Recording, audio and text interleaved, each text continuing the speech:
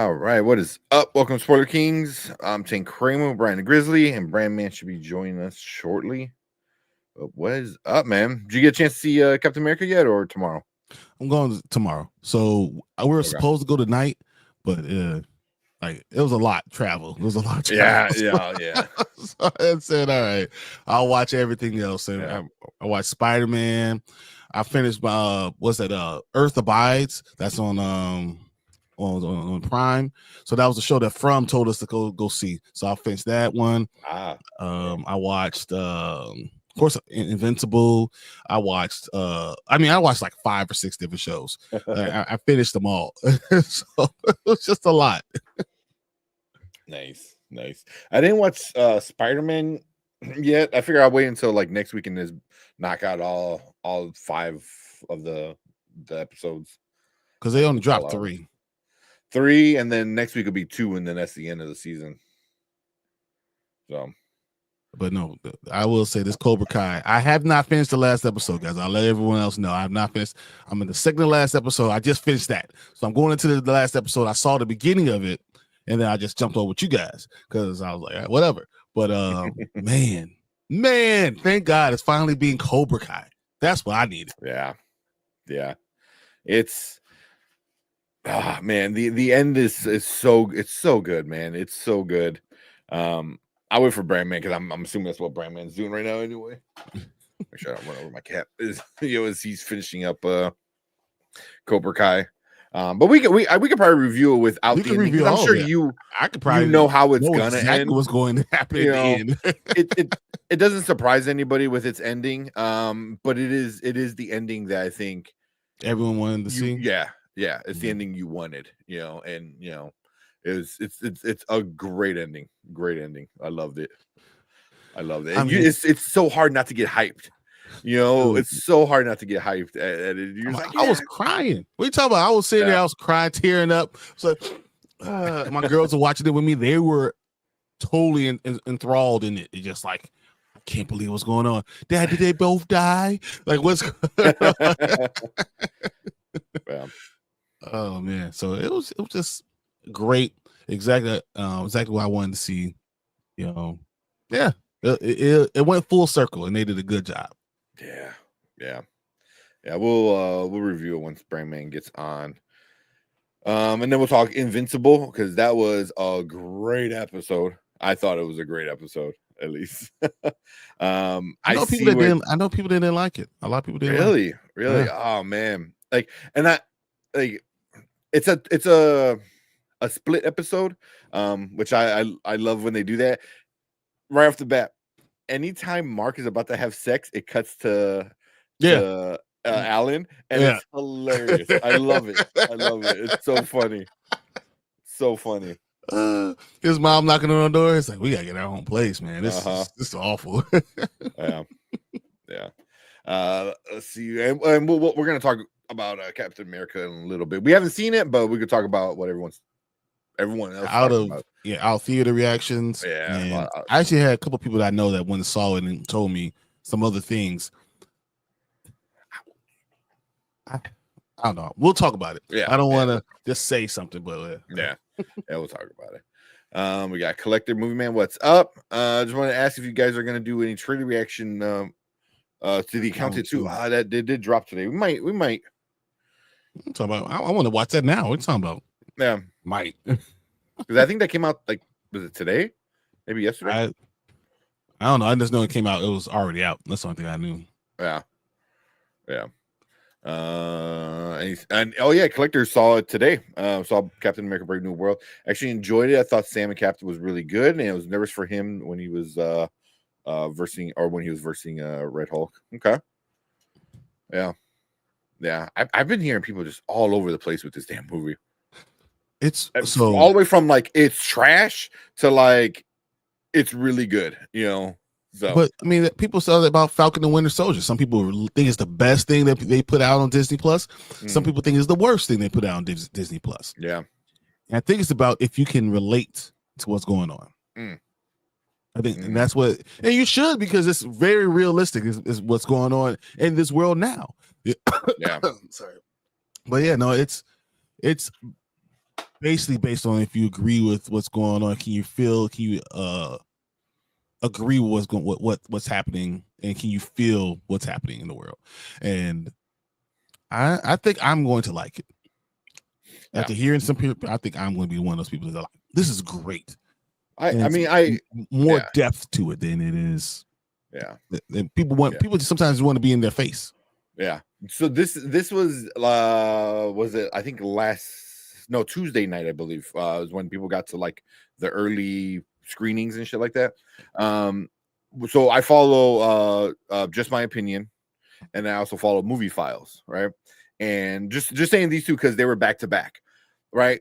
They both did like out of the theater reactions. Just My Opinion was like, oh, it was a great movie. I enjoyed it a lot, blah, blah, blah. And then literally I scroll, the next video is Movie Files. And he's like, I don't know, man. I'm kind of disappointed, blah, blah. I was like, it's so crazy. It's like two completely different opinions literally next to each other. So yeah, but the people's, I think the other part is the people's political stances will probably, I think, shape the way you like the movie. Yeah. It doesn't matter what it is, but it might shape. Yeah. We'll see. I'm going tomorrow night. I don't think I'm gonna buy that shield just because I heard it's like crazy expensive. But it does look cool. I have one back here. I have a shield. It does look I have really like $50 in gift card credit, so it might happen. Yeah, because I think the back part like telescopes out, and that's the bucket. Well, I'm going to see it at 3:00 tomorrow. So, yeah, nice. Professor Film Fan, what's up? Good evening, all. I forgot about Invincible season 3, episode 4. Yeah. I liked it a lot. It's setting up. It's setting up Mark's story exactly how I wanted to see it on screen. You know, and I can see where it's going to end at the end of this season, and it's going to be if it ends where I think it's going to end, it's going to be a really good ending for the season, like a really good ending for the season. That makes me upset, honestly, because I realize there's only a couple more episodes left. Like, we're halfway through. I'm like, crap. Yeah, 4 more episodes left, and that's it. Like, yeah, what the hell is this? This is terrible. Yeah. Get me back to the old days where I got 22 episodes of stuff. I know, man. I can't do this. I know. There's 2 events that happened that I think are going to happen. One, I'm kind of worried because if you rush it, it might be not fleshed out. But I could see them doing 2.5 episodes that do that, and then there's a big event. Not a big event, but again, a big event, something that happens with Mark after that first event, that's really, really important. Like, it changes, kind of, a lot of stuff, and I think that's where it might end this season, just how they're going with everything. I have no idea what you're talking about, but I thought I don't want to. Man I was don't do going to too get much spoilers. messed up to a point. Yeah. Or die for someone, or do something to that effect. But we'll see. Yeah. There you go, Derpy. What's up, Derpy? Ooh, I like that new logo, dude. I like that one too. Oh yeah, that logo is awesome. Well, perfect for him. I like that one. Said finished Cobra Kai. It was great. Made me cry when it was over. And Captain America 4 was just passable. Something I wouldn't rewatch again, but entertaining enough. Okay, I've been hearing a lot of that too. Like, good enough, entertaining enough. So, hearing a lot of that. So, but Cobra Kai, crying, you get a little teary eye. A couple times as they're teary eyed, because we're teary eyed because we had 6 years of this. I mean, it seems like even longer because they keep on getting thirds of seasons. But like, it seems like we've had a long time, and it's exactly what you want for Cobra Kai. It's not Miyagi though. Yeah, it's Cobra Kai. Yeah, I need to get a Cobra Kai shirt, like, for sure. I have 1 more episode to go. So you too? So okay. Yeah. So both of you guys got the last episode. Yeah. So we can review it without getting into the spoiler. We know what's going to happen. We just have to tell you exactly what happens. But come on. It's all the little details, and it's the little things. You already know what's going to happen, like you said. But it's the little things on the way to it that is what makes it awesome. So you know how happy I was when Miguel was fighting. I just because it didn't even make sense to me. I was like, Robbie's too small. This is why we have weight classes in boxing, right? Like it doesn't make any sense for a guy who's 5'6", 120 pounds, 130 pounds, fighting someone who's 6'5", 250 pounds. It doesn't make sense. Like, what are we doing here? They're both professional boxers. It's not like if the smaller guy's a professional, that makes sense. Okay, whatever. But they're both professionals. One guy's going to die. Like it doesn't. You're never going to be able to physically match them. Mm-hmm. Now Miguel is a little bit bigger, a little bit taller, a little bit longer. Probably has a reach advantage. He doesn't look like a monster against him. I thought that was a better matchup anyway. And I was so happy Corey whooped the hell out of that girl, Zara. Also, I go ahead. Piece of work, she is.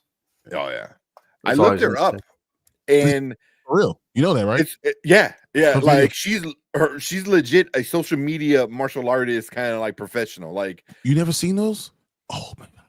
Yeah, no, she's super young. Was she like 24? I think something like that. She's been doing it since she was like 17. Yeah, she's like a 13-time world champion taekwondo. Has like fourth, like was it the fourth degree or whatever? Black belt. And she was on Sports Illustrated, like swimsuit model, like she's legit that character, just less of a douche. Yeah. But she's like, I was like, wow, like so that's why they got her, and that would make sense. Yeah. But she's very girl empowerment. She's very positive. She's always thankful for everybody. Like her videos. I spent maybe this was probably in November. I spent like 3 hours watching through all the videos she did and stuff. Like I was like, oh man, this is pretty good. So here, how about this? How tall do you think Cholo is, and how tall you think Tanner? Tanner is Robbie. Cholo is obviously is Miguel. I think there's a 3-inch difference. Who's taller? I think Cholo is probably 5'11", and Robbie's like 5'9", 5'8". So Robbie's 6'2", and Cholo 6'2", and is he 6'2" the whole time? And Cholo is Cholo. Is it Zolo? I think Zolo. He's 5'11". He's almost 6 foot. If he's 5'11" and 3/4. Robbie, how does Robbie look so small? Yeah, seriously. Also, you know who I found out who's the oldest person? Who's the oldest of all the kids? Like all the kids. Isn't it Mary Mouser? Yeah. You know how old she is? I was like 28. 28. Yeah, I was like, what? The next youngest is Tanner Buchanan, which they're engaged now. So Robbie and Samantha are engaged in real life. He's 26, which I was like, what? What? See, well, no, he's here. IMDb that has him at 5'8". Because there's no way he's 6'2". Like he's not taller. That's nuts. He's not bad. Not taller than him. That doesn't make any sense. He's not tall.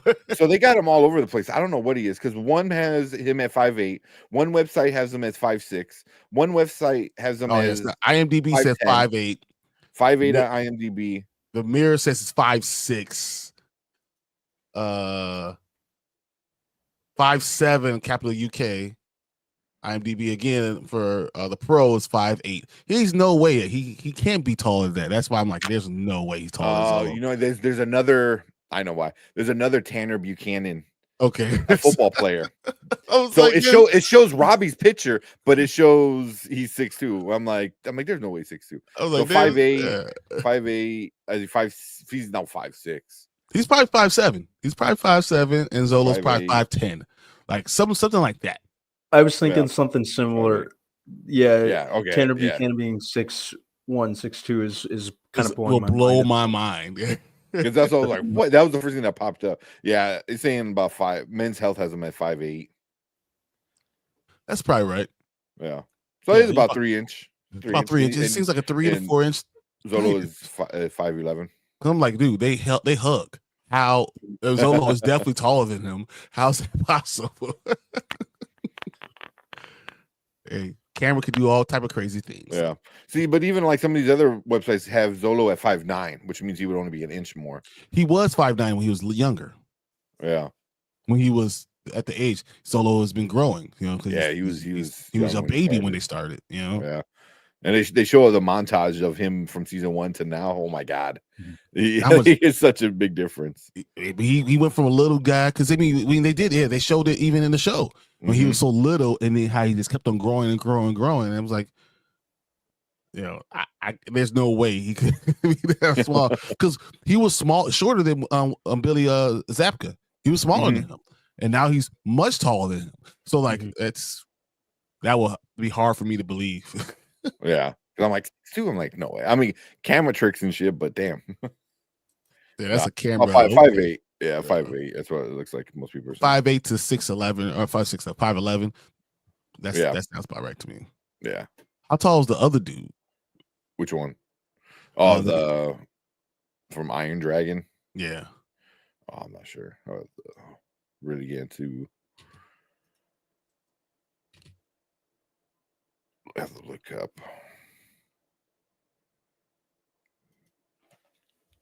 What was his name? Patrick Lewis. Because he was probably a little taller. He looked like he's 6'2", so that's why I was thinking that. Yeah, really? Yeah, that's exactly what I thought.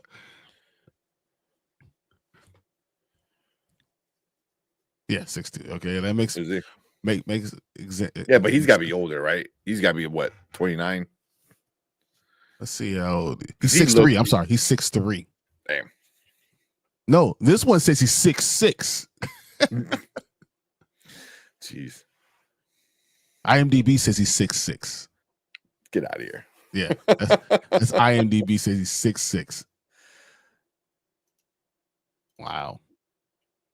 He doesn't look like a kid. That's what I that's why he looked older. He looked like he was like upper 20s, maybe even 30. Because if Samantha was freaking 28, which threw me off he's like, 30. He's 30, yeah.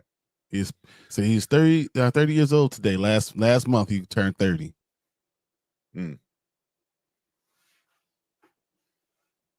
Yeah, so it says he's officially 6'3" and a half. 193 centimeters. That's right. But that makes sense, right? I mean, you know, the size difference definitely makes sense, and it looks that way. They want to have somebody more physically, you know, intimidating. Yeah. Jesus, he should have swept the leg, bro. Yeah. Oh man, sweep the leg, sweep it. Yeah. All right. Well, a little off track. Derpy said 6 out of 5 out of 10. Okay, that's not bad. Yeah, it's not great, but it's not the two bad. people that I heard about is one gave it 8 out of 10, the other gave him 8.5 out of 10. Okay, I heard as low as 4 and as high as 9, and a bunch in between. That's it's wild. This is America. Mm-hmm. And then Danny, what's up, Danny? Spider-Man Disney Plus episode 7 is fire. Ooh, okay. So I saw. I will watch it. 7, I think that's the last one I saw. And if it's the Switch, so I'm not gonna talk about it. But yeah, it was good. It was very good. Yeah, because I think 6, 7, and 8 came out, right? Yeah, and then 9 and 10 are next week, and then that's it. I was gonna come on, and I was like, man, I want to tell Brand, man, I'm enjoying it a little bit more, man. I'm enjoying it a little bit more. Says y'all wrong about Spider-Man. All 8 episodes are out. There's 2 more episodes. There's 2 more next week. Yeah, they put out what? They put out 3 yesterday. Yep, which is cool. Yeah. So it's been 3. No, the first one was 3, 2. It was 3, right? 2, 3, 2. That's what's going on. Yeah, 3, 2, 3, 2. Yeah, it's gonna be 10. Debbie said I was crying. You're not alone. I was like, oh man, Cobra Kai never dies. Let's go. He goes, go. Sam is a very believable Captain America. It is better than Captain America: The First Avenger. The That's leader not low was bar a for great me. villain. Yeah, right. It set up at least 4 movies off the top of my head. That's what I heard it was gonna do. Yeah, Danny, you just wanted people to take shots at the first Avenger. You ain't slick. First Avenger deserves to get shots taken at it. You ain't slick, Danny. Not good. You ain't slick. It's the only Marvel movie I didn't buy. Oh, really? Yeah, it's the only Marvel movie I didn't buy. Because I have no interest of watching it again. Mm-hmm. I watched it a couple of times. It's not horrible. It's not. It's great. not entertaining. Like I still have all the Thors. And I don't have First Avenger. I enjoy First Avenger. It was kind of necessary filler right before the Avengers, but and of course Captain America didn't really kind of like find his footing until Winter Soldier, but I liked it. I think it's a fun watch. It's probably my least favorite of the Captain America movies, but I have probably. Man, let me word how I want to word it. No. New World so tomorrow. Where do you rank Winter Soldier? Winter Soldier is easily my number one. But I'm saying it might be the number one movie in all of Marvel. It's the Dark Knight of the MCU as far as I'm concerned. It's that good, right? And then we all know Civil War is a top 5 movie too. So even though the last 15 minutes pissed me off, it might be. It loses points because the last 15 minutes of Civil War pissed me off, royally pissed me off. Oh man. Yeah, it's so much better. Yeah, I mean, but I mean, also Marvel was still trying to figure out things when that first movie came out. They were like, "Oh, how serious do we want to be? How accurate, comic book accurate do we want to be?" Mm-hmm. So they were kind of still testing the waters with things. I think it's a bottom 5 movie. You know what I'm saying? Like it's a bottom 5 movie. I lied, because I know I don't own Love and Thunder. I don't know on Love and because we all went. We ran out the theater. Me and Brandman walked out. We were like, "What the hell?" Yeah. so I don't own Love and Thunder. I own all the Thors. I own. I hate Iron Man 3. I might own Iron Man 3. I hate Iron Man 3. I really don't. I mean, what they did. Yeah, that's another one that I have mixed feelings on because I think it's a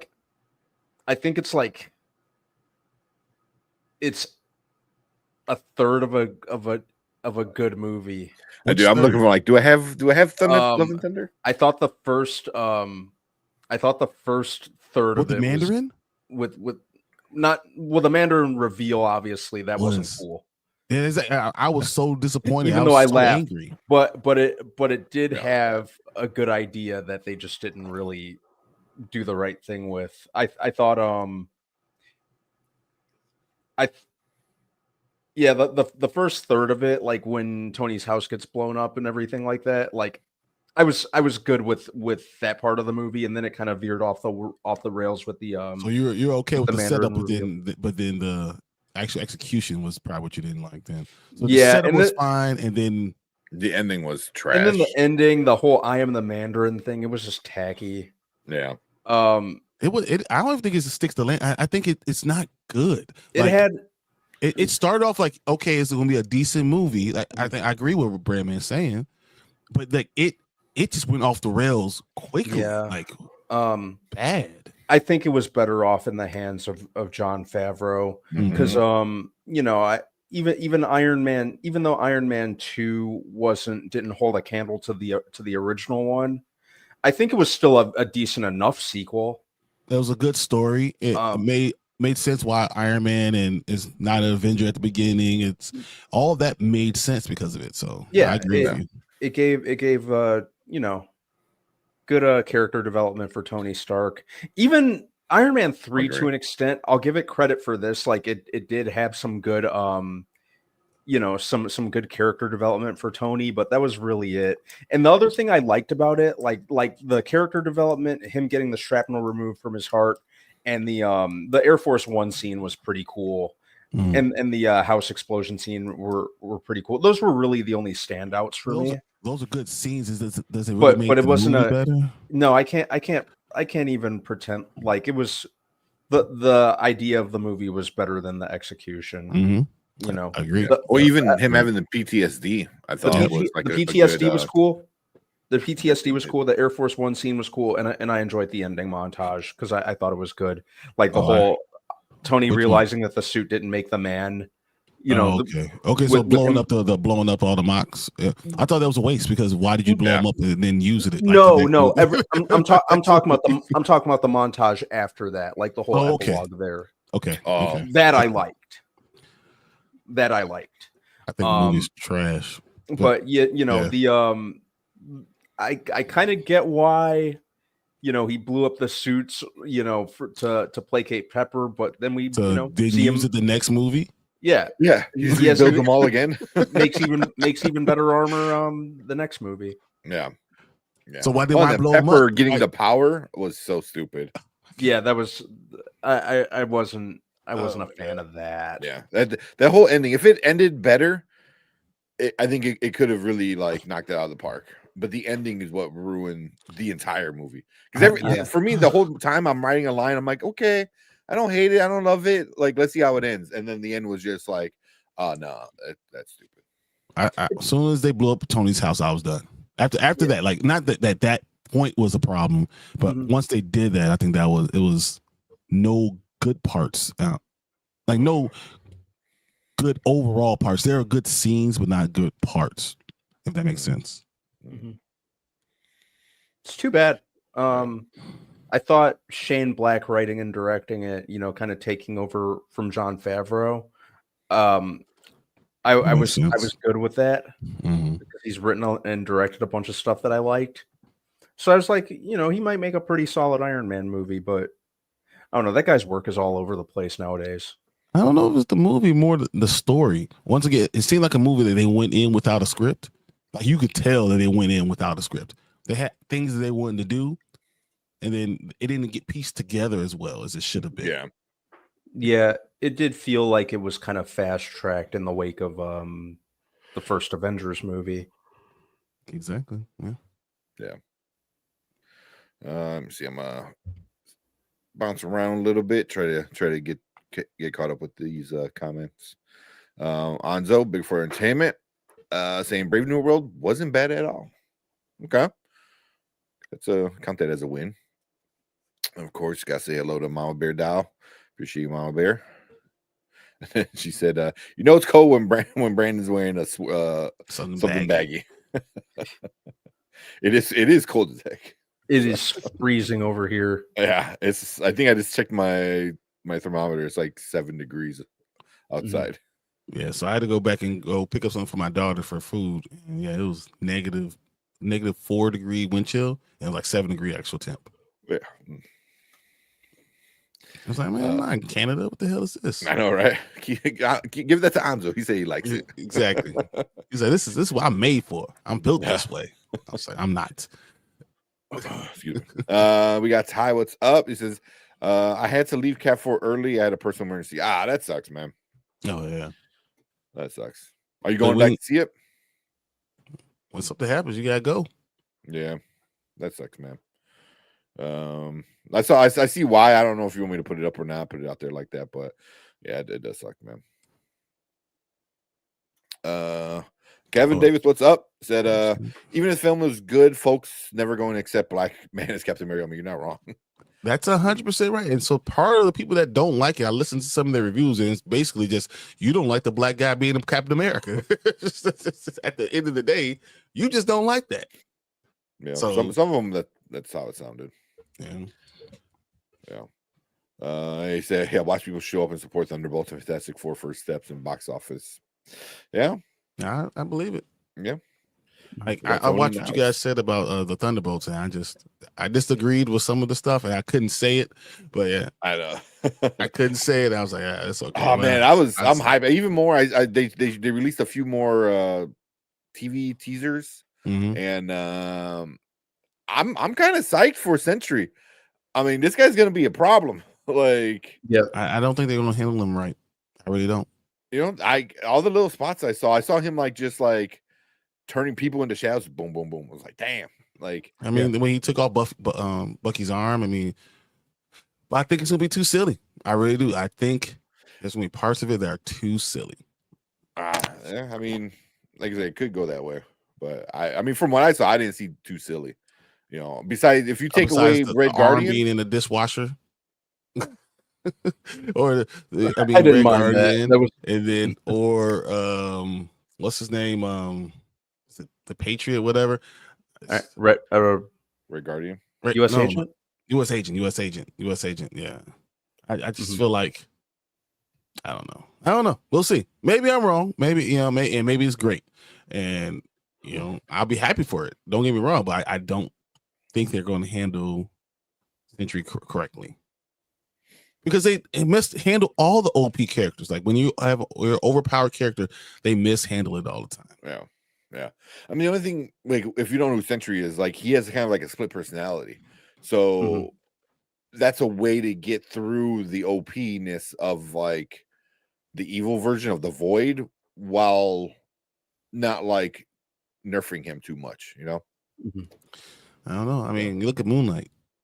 This is what I don't know if they're going to handle it right, and nothing from Marvel convinces me that it's going to be done right. But I'm going to go see it regardless and say, I mean, I have reasoning behind it, but I we'll see. Maybe. Yeah. Great concept. Here, Danny's saying 5.5 to 8 on the movie. 7.5 out of 8. Yeah, it's not bad. That's a solid number. Are you guys gonna do a watch along for the new season of Reacher? Probably not watch along, but probably sometime next week. Maybe this weekend. I don't know if you guys seen season 1 and season 2. I still got to finish season 2. I've seen all of it. Okay. Oh yeah, I'm all caught up. Well, yeah, Reacher. Every bit of it. We'll do a review for season 1, season 2, and then and probably do the weekly breakdowns, because if season 3 is anything like the first 2 seasons, like it's gonna be a fun season. Yeah, 100%. Sure.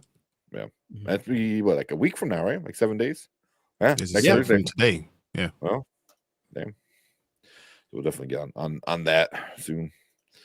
So Brian, if you have Thor, Loving and Curry Goat, and not the first Avenger, you're tripping. Well, I don't have. Yeah, those are the 2 I don't have. Yeah, I got them all. The only thing I don't have is Wakanda Forever. That's the only one I don't have. I have everything. I have that, but it's on bootleg, so I ain't giving Marvel money. I don't even have that. Yeah, I wouldn't waste money buying Wakanda Forever. Yeah. It's a bootleg. I watched that movie once, exist. and that was I watched that movie once. It was only for this, and then I vowed to never watch it again. Like, I think that's like I dislike that movie even more than Love and Thunder.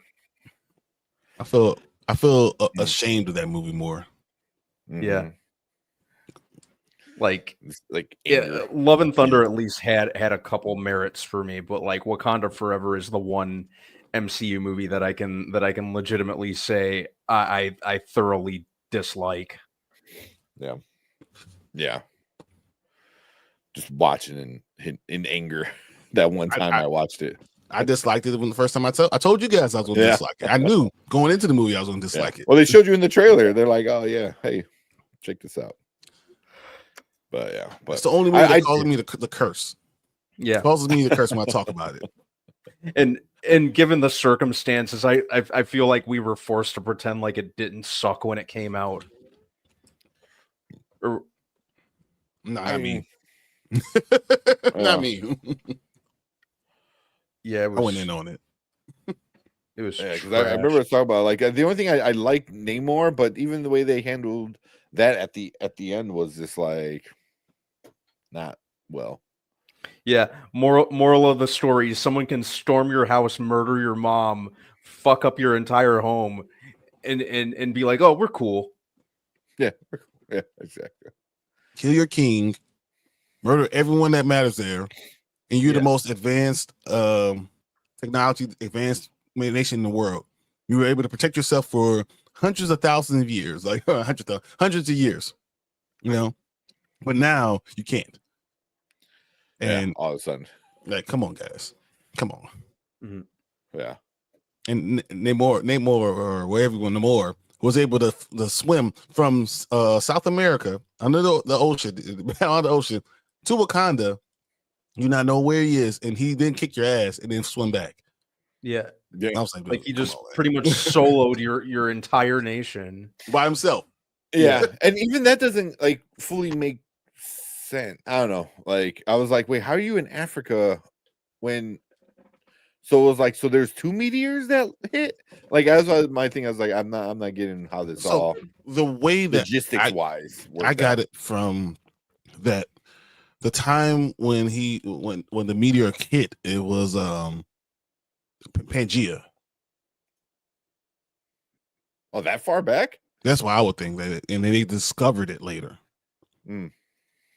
Like it was there already.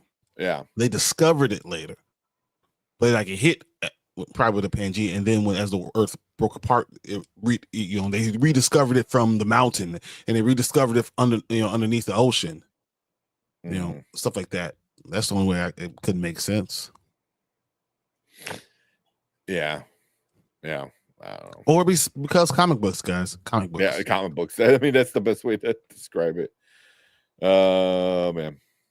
Oh, Danny, give us a super chat. Y'all sound crazy. Wait, why we sound crazy? Because we didn't like Wakanda Forever, or it's awful. It's awful. It's yeah. Until Iron Man 3 was weak. Yeah, Iron Man 3 was weak. Oh, with Iron Man 3. Yeah, Iron Man 3 was. Yeah. I'm trying. Ant-Man and Wasp. I didn't hate. I liked Ant-Man and Wasp. I didn't. Yeah. Quantumania sucked. Ant-Man and Wasp was pretty okay. Quantumania was trash. Yeah. Mm-hmm. It was stupid. Yeah, that was. We got Drew. Ridiculous. What's up, Drew? Drew, what's up, man? Appreciate Danny was coming in telling us y'all crazy. Iron Man 3 was weak. That's what you're saying. Yeah. Wow. I think it's terrible. Iron Man 3, Thor 2, Ant-Man and Wasp, Eternals, First Avenger are a hot garbage. I agree with Iron Man 3. I agree with Thor 2. Yeah, Ant-Man and Wasp was Eternals I don't like, but I'm not gonna call it hot garbage. I just don't like it. Mm-hmm. There were things about Thor: The Dark World I liked. Iron Man 3, I agree. Ant-Man and the Wasp, I thought was fun, especially after Infinity War. It was right after Infinity War. Yep. First Avenger, like I said, I enjoyed. Yeah. But yeah. Well, those are probably the bottom of the. Some of those are the bottom of the MCU. Iron Man 3 is at the bottom. Eternals at the bottom for me. Captain America: First Avengers at the bottom. But I think, as I said, Captain America is probably 5th from the bottom. Like, there's still other movies that are worse. Love and Thunder is much worse. Yeah. And plus, I'm just mad at Taika Waititi at the moment, especially after that fucking disturbing Seal commercial at the Super Bowl. Wait, did he direct it? Yes, he directed that. No, he did. Really? Yes, he directed that Nightmare Fuel. Does it not make sense though? I mean, it makes sense. But what? Taika makes sense, right? What? I did not know that. Oh, it makes perfect sense. Seal could have started a GoFundMe if he was that strapped for cash. Oh my god, that's weird. Yeah, but that is a very Taika thing. Yeah. I didn't like that. That made me lose my appetite. It didn't bother me that much. It didn't bother me that much, but it was just weird. They have an exclusive behind the scenes with Seal as the Seal. Like he's on the rock, like standing on his like arms, and I'm gonna have to watch that. Friggin' unofficial Tusk sequel. Pretty much. Let me get back. Do you need money that bad? Maybe. I don't think he does. We got T in the house. That just bothered me. Say he just got home from seeing Brave New World. What do you think about it, man? I think seen anything. Let us know what you think about it. But we got Sully Streams in here. What's up, Sully? He said, fellas, I'm split down the middle on Cap 4. Feels like they wanted to tie up loose ends of Hulk and Eternals instead of giving Sam Wilson his own story. Overstuffed. I did hear that. Was my worry. That was I my did worry. hear a lot of overstuffed, a lot of stuff, you know, in a very short movie, all things considered, you know. 2 hours, right? Yeah. And then there you go. T agrees. He goes, agree, Sully. I wish they didn't try to make an Incredible Hulk sequel in this movie. I still had a good time with the movie. I wish the entire movie revolved around Cap and Isaiah Bradley. That would be that. No, people wouldn't have liked it. I would love it. But Me too. People wouldn't have liked it. Yeah. My bear said Anzo gets colder than both of our cities. He likes it. He said, I'm built this way. This is why.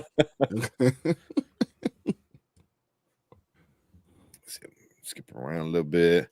Tony said if Bucky was Cap in the trailers, we're still the same. There'll be no we're complaints. still the same, but there will be no complaints and a lot of D writing. You're not wrong. I agree. Yep. Yeah. We'll see when that happens, you know, in a couple You're not gonna have years. any problem.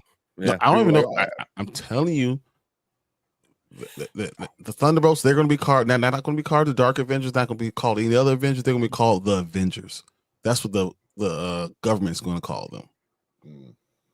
I still think I'm saying new Avengers. Like, here's your new Avengers. Like that. That's what I'm kind of leaning towards new Avengers. I don't know. It's all my time to shine. Hello says it's going to be the Avengers, but they'll be known that they're not the Avengers, but they'll be part of it. Yeah. But they'll call them the Avengers. It makes sense because, like, you know, they're gonna be like, because like the Dark Avengers were like the fake evil Avengers. They were like all bad guys pretending to be good guys. I wouldn't go quite. This is not what they are. Calling, the Dark. This is the government saying we don't like this black guy being Captain America. We're going to have this other group of people being the Avengers, and this other guy being Captain America because we feel more comfortable with him, even though he's a rogue agent and killed all type of Americans all over the place. Yeah, I don't that. It's like guy here's who killed three super soldiers. Here's three versions of Captain America and they're all white. You know, here's a Russian Captain America. And they clearly America. killed people on our soil. Yeah. T'Chaka. I mean, whatever. Okay. Yeah. Well, you didn't kill T'Chaka. No, because Zemo did. So he said, I'm a big Fantastic Four comic fan, but my hot take from last year is that Thunderbolts will be the best MCU film of 2025. I mean, I enjoyed that trailer a lot, but I don't know. I gotta see another trailer from Fantastic Four. I gotta see another trailer from Fantastic Four first to get more of a vibe of what's going on. I don't want it to be bad. And that's probably what it is. I don't want Fantastic Four to be bad. No. Can I see it being bad? Sure. There's ways to make this bad, but that's the one to be bad. Yeah. I mean, but what if like Fantastic Four is like 800 and Thunderbolts is like 850? You know, it's like technically, but no. If Fantastic Four being released in July is 800, then it's a loss. Then you lost. That's a mistake. It's a misstep. Yeah, it ain't hitting $1 billion. Why not? It's not. It's around too many other big hitters.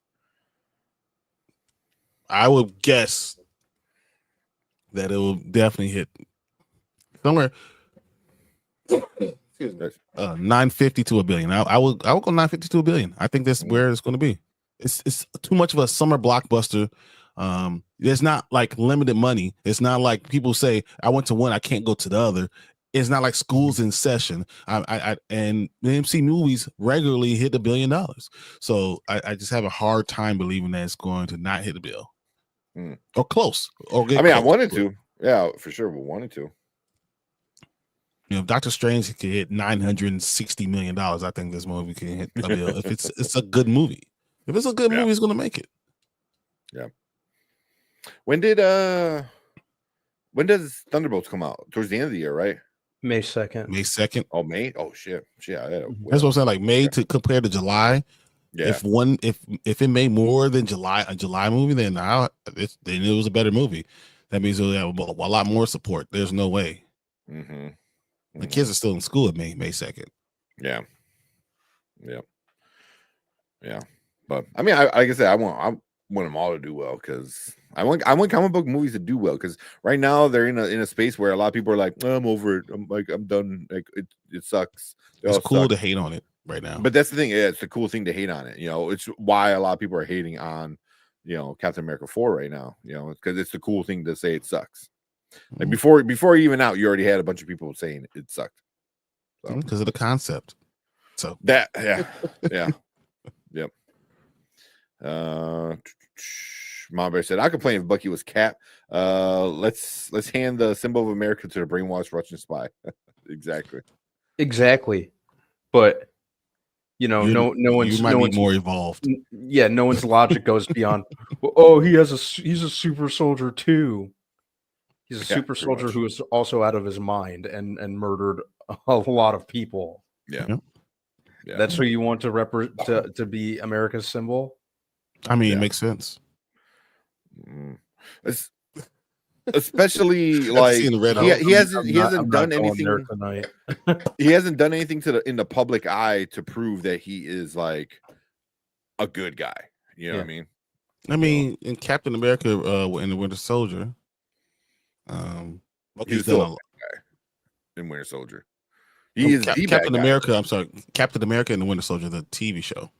Oh, Falcon Winter Soldier. Well, because he can't Captain America, so I said Captain America. Yeah, but he's not big enough. Like he's not a TV personality kind of thing. Where Iron Man's big, Captain America's big. Like they have people in that universe wearing their costumes, cosplaying as those characters. Like no one's dressing up as Bucky. But after Thunderbolts, I could see them starting to look at him as like, and that's why I think the Thunderbolts are going to do what you're saying they're going to do. It's like, oh, hey, look at this guy, and he's best friends with Captain America, blah blah blah, and he's and then they're like, in the lead, and he's white, and he's white. I was getting there. Very in the lead. That's where a lot of this complaints coming from. So it is what it is. T said, speaking of season 2, I'm on episode 6 of season 2 of Silo, and I need this season to finish strong because the second half of season 1 was brilliant. Second half of season 1 was brilliant. Second half of season 2 is good, especially the last 2-3 episodes. 3 episodes, yeah, solid. Yeah, so I'm not after reading the books and knowing exactly where they're going to. I can't wait. Yeah, I'm excited. Yeah. I know I showed it off, but you can see my my relic right there. Yep, my ducky, I love the relic. My ducky Pez. Yeah. But yeah, it's good, man. It's good. I don't think you're gonna be disappointed. And then what's up? Ace said, "Mama, you're spot on, but they did it in the comics."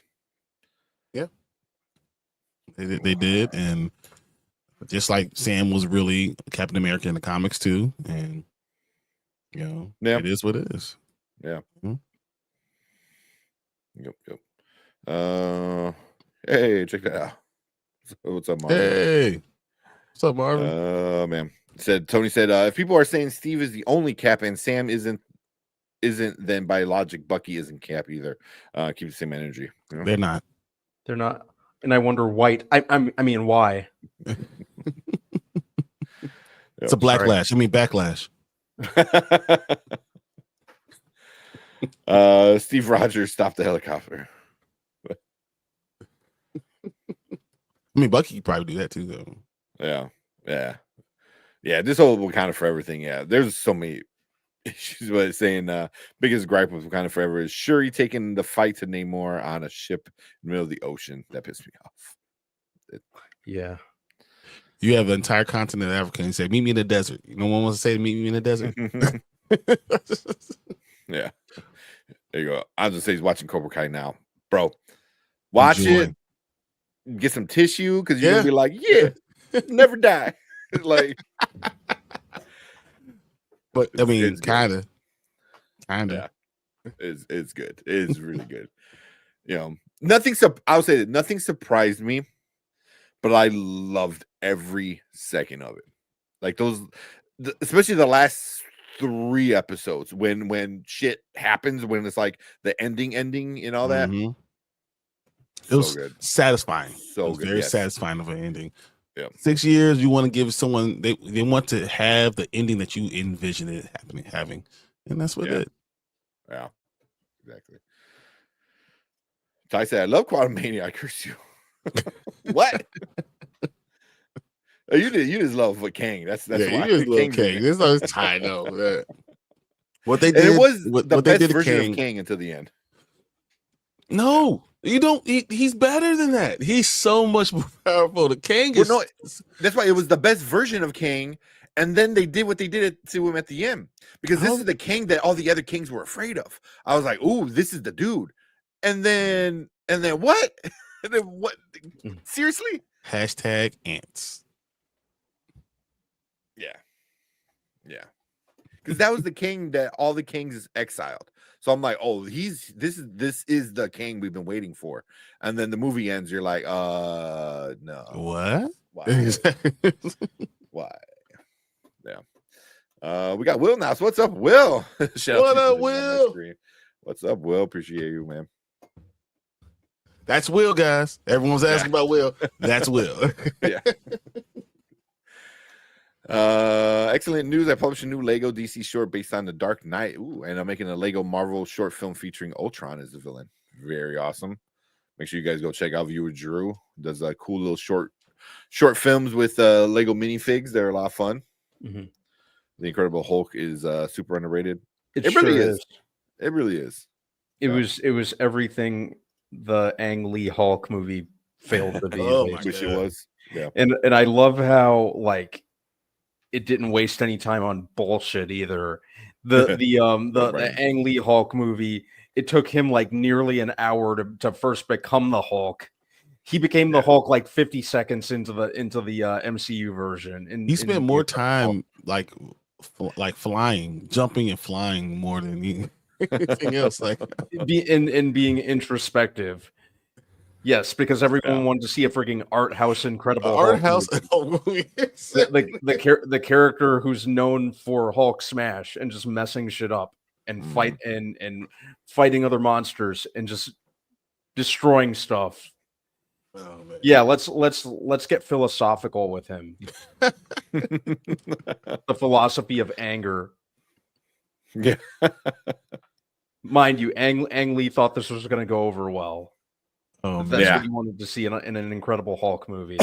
The Incredible Hulk movie. My favorite line is when he's getting intimate and everything, and he's like, "Oh, I'm getting excited. I can't get too excited." And she was like, "Not even a little excited." I love that.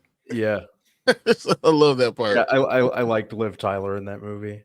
I always like Liv Tyler. So. I always like Liv Tyler too. I thought she shows up in this movie. That's what I heard. Yeah. But yeah, I just liked the Incredible Hulk a lot more than Ang Lee's Hulk. Yeah. I like the Incredible Hulk more than anything we've gotten from Hulk. Period. Yeah. Yeah. No, it's not even close. Like not even close. Yeah. I was kind of upset that they got rid of Edward Norton. He was really I prefer him to Mark Ruffalo. Yeah, you know, in his one appearance as Banner, I preferred him to Mark Ruffalo. No disrespect to Mark Ruffalo. He makes more sense of Banner. He just makes sense. He does. Yep. Yeah. Mm-hmm. Yeah. See what we got. Sorry, I'm bouncing around a little bit, so trying to get to the end of the comments. I almost look at the Incredible Hulk as as an unofficial sequel to American History X. Very unofficial. His character was so blamed himself so much by the events of American History X, and he had the neo-Nazi gang after him. He moved away from his family. He legally changed his name to Bruce Banner. You know, got his life on track. Started experimenting with gamma radiation. And you know what happened next? To remove the Nazi tattoos. To remove the Nazi tattoos. Boom. Boom. He becomes a gamma rage monster. Oh my god! Wow. We need Brandman to write more fan fiction because that's wild. Oh, that's awesome. Let's see. Said, write this movie. You After are this right, movie, Brian. After this movie, you are right, Brian. Yeah. Yeah. I mean, the government will have that over. Yeah, I'm telling you, like this, it's going to happen. Like it's like that's why I'm like I don't understand why anyone else saying like, oh no, it's not going to be that way. It's going to happen. It just makes too much sense. That's why then the asterisk around it, like it's all this the reasoning. The Thunderbolts is not going to be their name, and we all know it's going to be the Avengers, and you know you're going to have a new Captain America, and because they're going to, you know, not accept Sam. So that's just what's going to happen. And the president of the United States was a Hulk. Like it's not like they're going to be the right people, you know, doing the right thing. So like, I mean, look, whatever. Yeah, I said what I said. Yeah, I mean, it's also like it's Thunderbolt Ross is the president. I was like, he's not a good guy, you know. Yeah, he was chasing down Bruce Banner just because he wanted to extract the gamma radiation so that he could use it for himself. He wanted to weaponize it for himself. Yeah, that was his whole reasoning for it, you know. So we can't really pretend like General Ross is altruistic all of a sudden. Yeah, exactly. So T saying Superman Jurassic, I think it will hit up Billy. Jurassic for sure. Yeah. Superman, I don't think so. Yeah. I don't think I actually think that both the Thunderbolts and Fantastic Four do more money than Superman. Both of them. I can see that. I can for sure see that. We'll see. And I saw this with Ty. Ty said, I want more MCU films like Quantum Mania. He was, I said it. Just watch the Spy Kids movies. Yeah. Well, no, I don't need black men getting beat by ants. Mm-hmm. Yeah. Like super awesome villains. I don't need them beat by ants. No, I don't need that. Yeah. And everything looked weird because I think they used the volume a lot. Mm-hmm. That was when like Disney just went crazy with using the volume for everything. Yeah, I don't know. It had potential. It had potential. It should have been good. The bad guy should have won. Yeah, that's what I was expecting to happen. Yeah, because why else are you going against somebody like Ant-Man? You know, it's King versus Ant-Man. Like King wins that, right? I mean, King wins that all the time. Ant-Man's not even like he's a C-list MCU Avenger. Like he's not even he's not an Avenger. Yeah, Kang should. Yeah. There's no version of Victor Timely should be Ant-Man. Like don't get me wrong. Like come on, man. Yeah.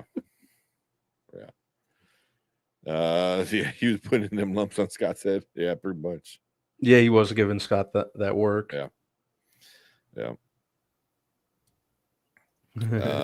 So T's saying check out the trailer for movie Borderline. Okay, try that because I know Collector says he wants to check out The Accountant. Yeah, we got it up already. Ready for bed, so we'll bring it up in a minute. Winter Soldier's sequel to 8 Mile. Interesting. Oh yeah, I thought that was common knowledge, right? We saw what happened to Clarence at the end of 8 Mile. Anthony Mackie talked about that, right? Yeah, something like that. Yeah. Who wouldn't leave town after that? After getting embarrassed like that? Change his name, join the military. Well, didn't he say something like he didn't know what Eminem was going to say about him, and they didn't like tell him anything? So like he thought he had a whole response and everything, and then after Eminem like was eating him up, he realized he had nothing to say, and they just filmed him actually feeling that way. I believe it. Yeah. I was like, man, that's messed up. So T saying no, Anthony Mackie is Cap. They aren't changing him. But yeah, just like he was Cap still after Civil War. He was still Cap, but was he really? Like they're going to try to replace them. Replace them. You know you won't accept this, so I'm going to give you something else. Yeah, they can't take the shield from him. Bucky wouldn't take the shield either. Yeah. Just Steve he was in the Army, which is why he's a better Cap than not in the Air Force. I just knew King was going to end Scott at the end of Quantumania. He should have. Yeah. He should have stomped him out. Scott should have been stuck in the quantum realm, and then they had to figure a way to get him out. Yeah, that's what I expected to happen. Mm-hmm. And then they just conveniently get him out. Terrible. Yeah. Terrible writing.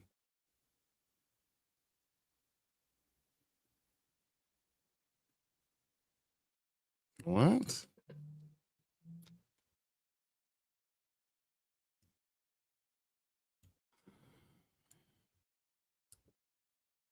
He might.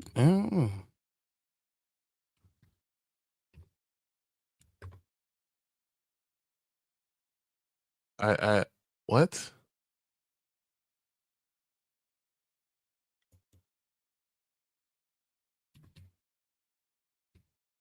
My Severance dude?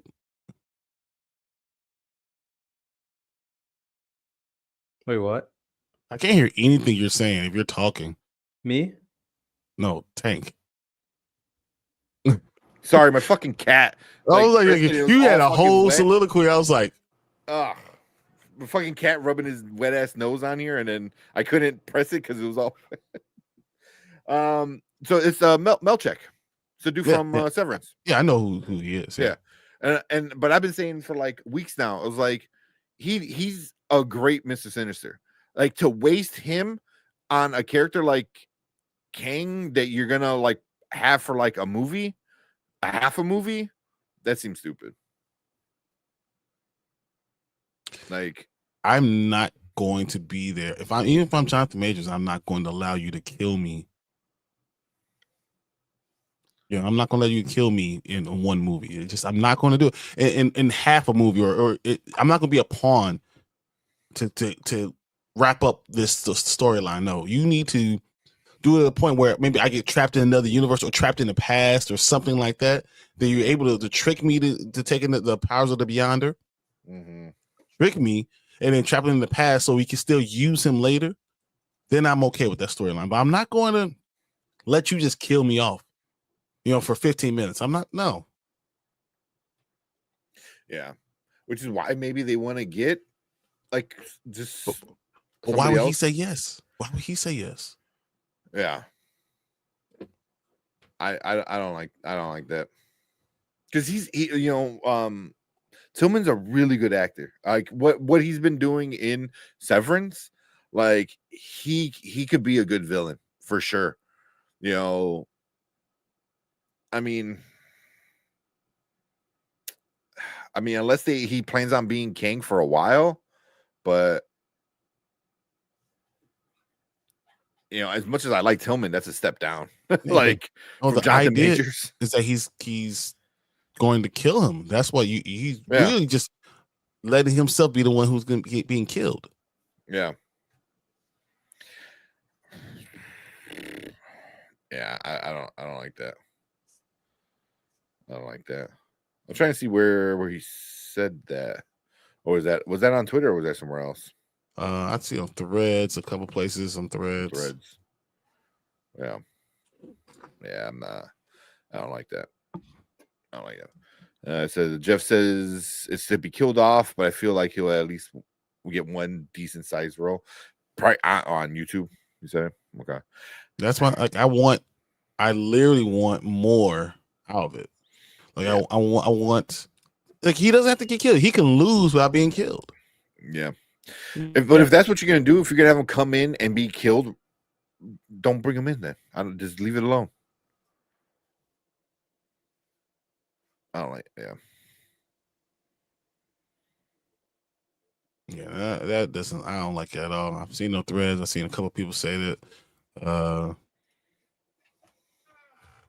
Also heard like Jennifer Lopez is being looked at as for someone a role in the MCU. Get out of here with that. Yeah, she's talks to do a major role in MCU, and guess who said that? Who? My Time to Shine. Hello. Yeah, no. That means it got some legs to it. That means it's not just something that someone just made up and throw it out there. They got some legs to it. I don't believe that for a second. That doesn't mean that she's going to be in it, but if she's considered being considered for a major role, I could say it. Why not? For a major role, she can't act. That's for why.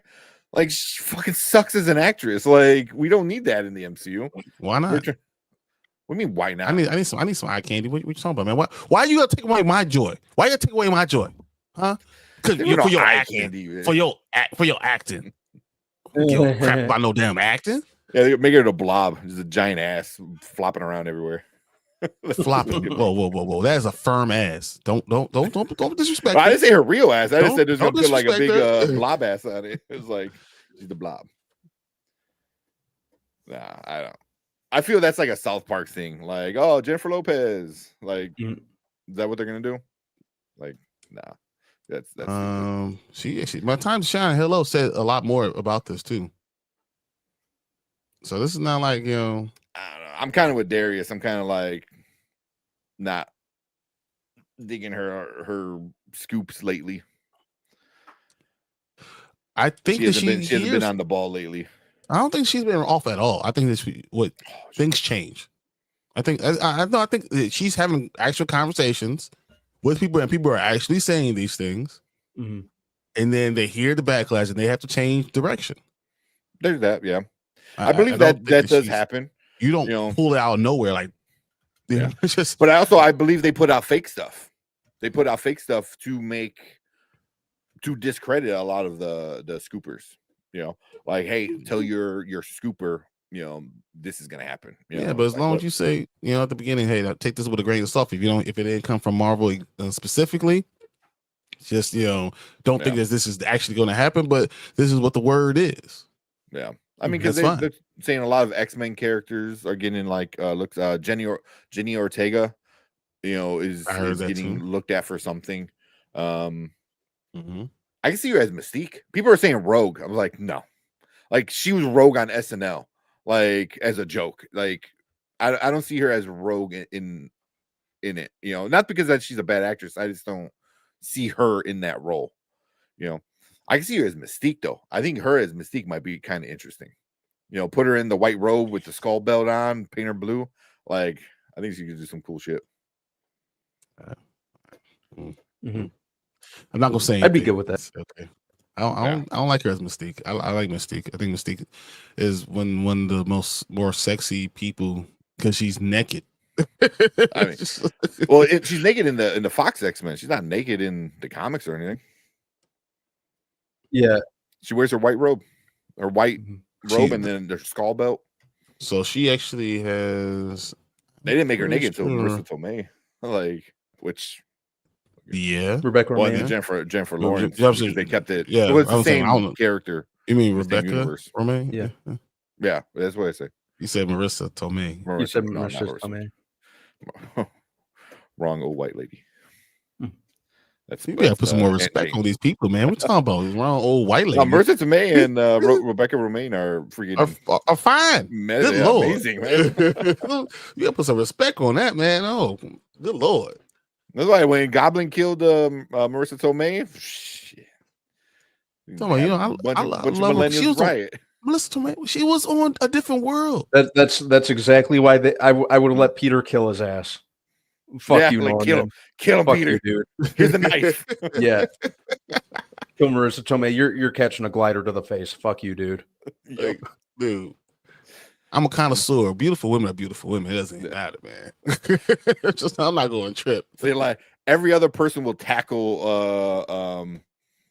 Tobey Maguire. Like, no, let him do it. Yeah. Let him do it. Some people gotta go. Just gotta go. He'd have been doing several universes a favor. Norman Osborn was a dickhead with or without the help of the Goblin. Fuck you, dude. I'll show you guys subscribe. Thank you, Tara, MSP, and Animal Jam. All right, appreciate it. Thank you guys. I don't know if that's all one person or I think that's all one person because usually the Stream Elements only does one at a time. YouTube sabotaging the notifications. Yeah, I saw that. It happens.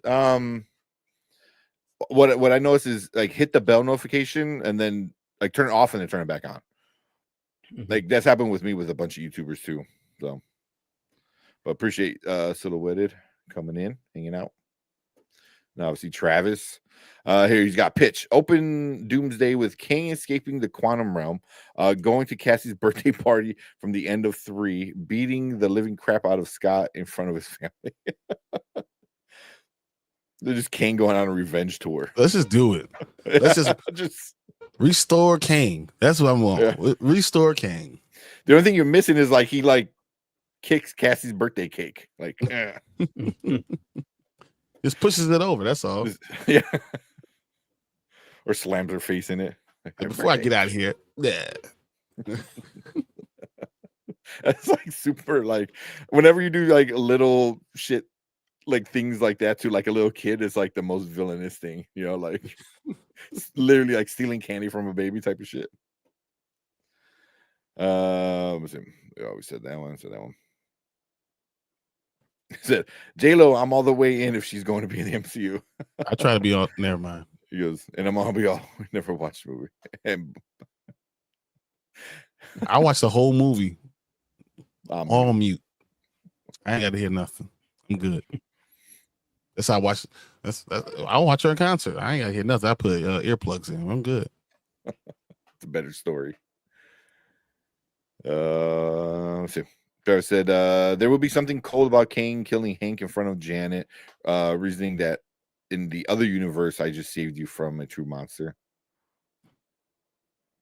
I like it. We need to get him. He needed to be more dark. Like I thought he was gonna kill either Janet or Hank. Yeah, I thought he was gonna kill Hank. I thought Hank was a goner for sure. Yeah. He said killed Hank and then left. Yeah. Yeah. That's how it should have been. Yeah, they played it safe. There were no like repercussions or anything, it felt like, or barely. Just like Kang variant will be back. And that was really it.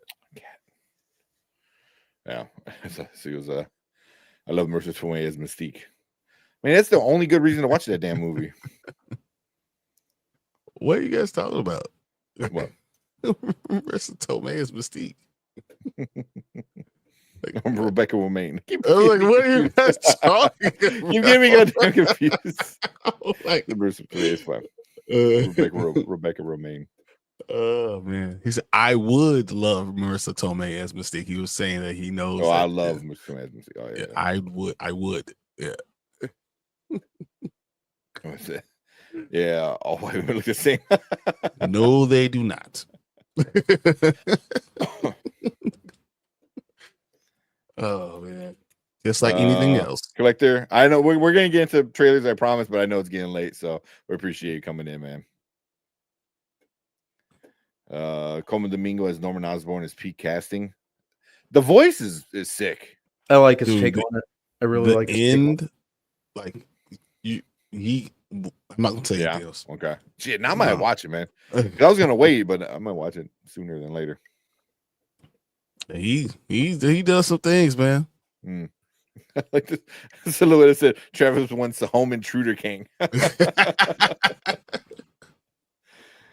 Oh man. Managed to be Doom's Castle as a choir sings AC/DC song in Lavarian while Doom sits silently in a throne. I'd rather it be Death Clock if I'm being honest. The AC/DC because of what? It's our DJ. Yeah. And when Tony Stark was always like, still, yeah. That would be dope. What if we get a glimpse at the Maker in Fantastic Four? That'd be cool. I can see that. I can definitely see that. I could see John Krasinski's the Maker. Or Miles Teller. That would be interesting. Miles Teller as the Maker, I think would be better. I like that. I like Miles Teller as the Maker. Yeah. Mm-hmm. Yeah. I don't know if they're gonna do that because it's newer. So yeah, that would be cool though. If they wanted to do like an Ultimate Universe, I don't think Feige honestly has the balls to do it, but I don't think he would do it. making Not like an yet. ultimate universe next to Yeah. the main universe. Mhm. I don't think That would be sick. because he's trying to get away from that. He's trying to get into more of an X-Men type of mutant saga right now. So I don't know if he'll go that way. Mhm. Yeah. He said, to be fair, the cake tasted bad anyway. So like I don't quite remember what it looked like, but I do kind of remember it not looking very appetizing. I don't know what you're saying. Yeah, because he's too powerful. I wish it was still getting King Dynasty. It would have been interesting for sure. I think all the stuff could have still happened. I wanted another character as Doom. I wouldn't mind King still being there. I wouldn't mind Doom beating King because you use King as the Beyonder, as a variant of the Beyonder, and using that. I just don't want him to kill. I don't think he should kill him. I think it should be more like he gets lost in time or something like that, and then he finds his way back, and now he's even more, more sinister type of villain. He's going through time. He's figured out new ways of doing stuff. He becomes stronger, like he does in the comic books. Mm-hmm. He becomes better and better the further in time he goes. Like, I think that makes more sense. Yeah. So I don't know. Wow. That's why if they cast Tillman, I feel that would be. It would be to do the opposite of that. It would just be like, hey, here he is. You're dead. Yeah. Yep. Just to kill him. Yep. It said Tony's song was Black Sabbath. Yeah, it was that the Iron Man song. But whenever he was in his lab, it was always AC/DC playing somewhere. And when he meets Loki for the first time, I think it was AC/DC playing on the speaker and all that. I heard this thing. Do you know where AC/DC got their name? I always forget. A sewing machine? Yeah. That sounds about right. I saw it on a label. So someone's wife, sister-in-law, saw it on a label and say, "You just call yourself AC/DC." And she came up with the lightning bolt as thing too. Yeah. Nice. Can never go wrong with the lightning bolt. Would love to see Miles Teller as the maker. I think that'll be good. And I think he's grown as an actor, so he'll be even better now. No, that would be. And he did so horribly as Mr. Fantastic, so that would make more sense. Why he would need to redo everything or reinvent stuff or start a new universe. Yeah. I like that. So my movie sucked, so now I'm going to redo the entire world. Everyone dies. Silhouette said, MCU Doom listening to Nightcore 2000s J-pop. And Mama agrees, yes, make Doom a J-pop fan. Or is that K-pop? Or K-pop. BTS fan. BTS. Oh, man. I can't. Imagine Doom before he leaves is just takes off, blows everything up. That's funny. Blank Wave, what's up? Because I thought the Spider-Man cartoon was for kids. I just watched a guy die horribly. I'm telling you, I've seen that go around already because people are like, "There's blood," and stuff like that. So, I haven't watched the newest episodes, which now I'm like, damn, I should have. I'm like, yeah, man. Norman is that dude. Yeah. No matter what world. Yeah, right. Yeah. Don't let the smooth taste fool you with Norman. You know what it takes to get waves? You gotta be a badass. Mm-hmm. That will just happen. All right. Yeah, we destroy fans' minds. That's funny. All right, let's watch some of these trailers, and then we'll get into Invincible. All right, let's go. All right, let's do it. Bring this up. There. All right, cool.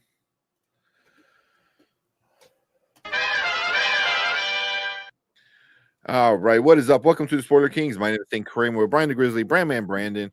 We're going to check out the new trailer that is dropped, I believe today or yesterday, The Accountant 2.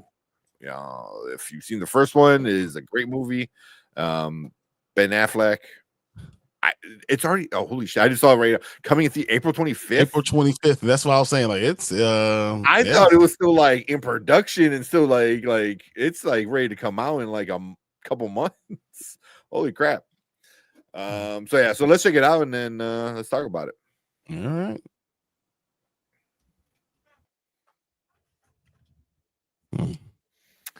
That is good. Goddamn. Yeah. That looks like really good. Like the first one a lot more than I expected to, because the first one just kind of came out of nowhere back in 2016, I thought. And I was quite surprised. So I'm definitely in for this one. When I heard they were making a sequel, I was like, huh.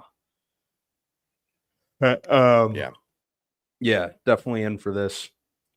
Looks more action oriented than the first one, like more straight up action, which I'm all for. You know, yeah. The first one, even I like how first movies, my most favorite movies. Like I love them. I love the first account. Yeah. Would you guys notice how it says like the two's behind it, and then it kind of becomes like squared. Off to the side. I forgot what it's called. But it's like squared. So I was like, I wonder if it's like because it's him and his brother. It's like there's like the accountant squared. So two of them, like two accountant times its accountant. I don't know. That's where my mind went at first. Yeah, no, they're very similar. We saw from the first movie that they're very similar. They're raised the same way. My question: why does Ben Affleck sound like that?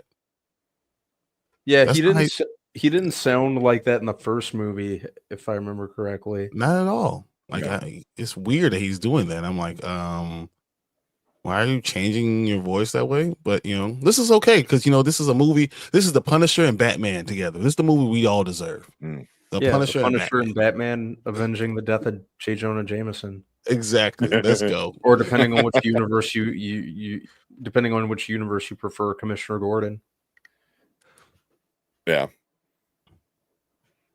I'm all for it. Yeah. Or Daredevil. Daredevil and Punisher teaming up. Yeah, we can do Daredevil, but I always love the fact that he's Batman. I thought that Ben Affleck should be Batman more. So yeah. It's solid. It was in April. It was coming out. I did not know it was this far along. For some reason I thought it was still like next year or something crazy. So yeah, I'm all for this. Heck yeah, that was really good. Besides the voice, that's the only thing that bothered me in this entire trailer. I was like, why does he sound like this? This is not how he sounded. He sounded very proper. At the beginning of the trailer, he sounded like he was trying to be British. That's not how he sounded at all. Like he was very matter of fact, and everything. I just thought that was very strange at first glance. Maybe it makes sense further in the movie, but as far as I remember, that's not how it's supposed to be. But whatever, we'll see. Yeah. I want to see if he directed it, but he didn't direct it. Gavin O'Connor was directing. Yeah, he's coming back to direct it. Yeah. So yeah, it looks good. I'm sold. I'm ready. Same. But yeah, cool. We'll leave it off there. Awesome trailer, but we want to hear from you guys. So if you're watching on the replay, leave a comment down below. Let us know what you think about The Accountant 2. How did you like the first one? Do you think the voice was weird? Because I think we're all kind of fell off by it a little bit. But yeah, leave your thoughts down below in the comments. Make sure you hit that like button, hit that subscribe button, and come and join us every Monday and Thursday. We are live talking movies, TV, trailers, all the other fun, nerdy stuff. So come in and join in on the fun. And if you are in the live chat right now, stick around because we're going to move on to our next topic for the night.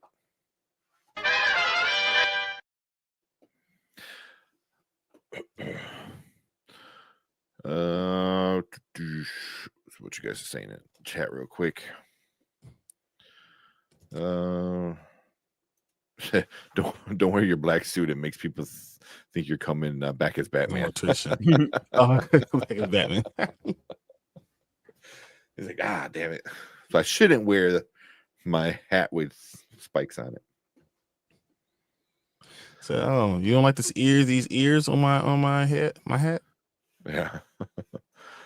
T said, I love the accountant. This is going to be a banger. Yeah, for sure. Professor said, same thing. Can't wait. Love the first film. Who's afraid of the big bad wolf? It's crazy. Yeah. It's crazy how this is coming out in 9 years. No, my God, it's been 9 years after the first. Yep. Yeah, damn. Also the director who almost did 2016. Suicide Squad 2. Yeah. Yeah. I didn't know Gavin O'Connor was supposed to do Suicide Squad 2. He sure was. I completely forgot about that. He sure was. Yeah. That would have been interesting. Yeah, right. Travis said, really, really happy to see Bernthal getting a bigger role in this one. Right? Mm-hmm. I mean, since 2016, Bernthal has blown up, made a name for himself. You know, especially in well, man, I would say in action, but he's good in dramas too. Like, the man's just a really good actor. I mean, he really is. Yeah, yeah.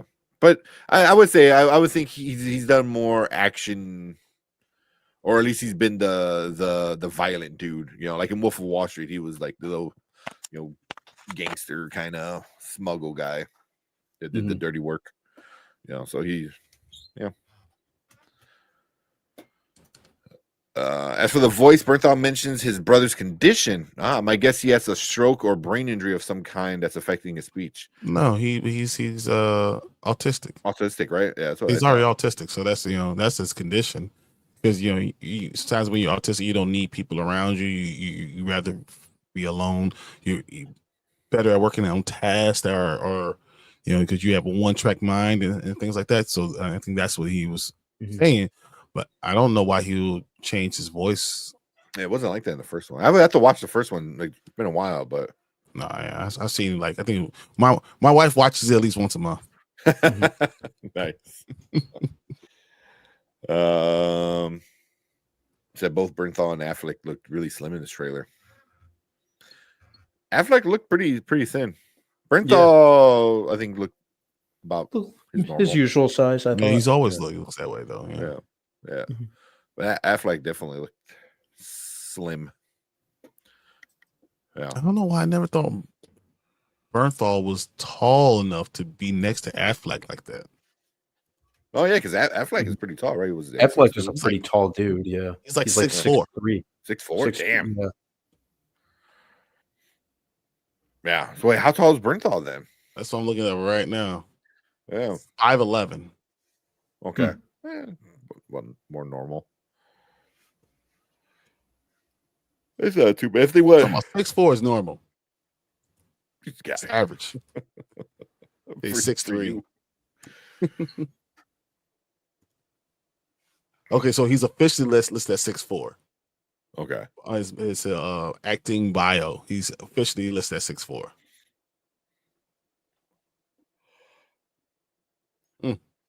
Yeah, once I found out like Affleck was like tall like that, I was like, really? It never really popped in my head. But then going back and watching a lot of the older stuff, I'm like, oh yeah. I mean, Matt Damon is 5'11", and he's much taller than Matt Damon. So yeah. Oh, speaking of, man, those two together, I can't wait for them to come back and do Dogma. Kevin Smith already said like they're gonna do Dogma too. Now that Harvey Weinstein doesn't own the rights, I'd watch a Dogma sequel. Yeah. Oh, right here. Fuck it, reindeer games. I'm not Ben Affleck. You white? Then you Ben Affleck, right, Wheeler? Yeah, you're white. That's true. I am white.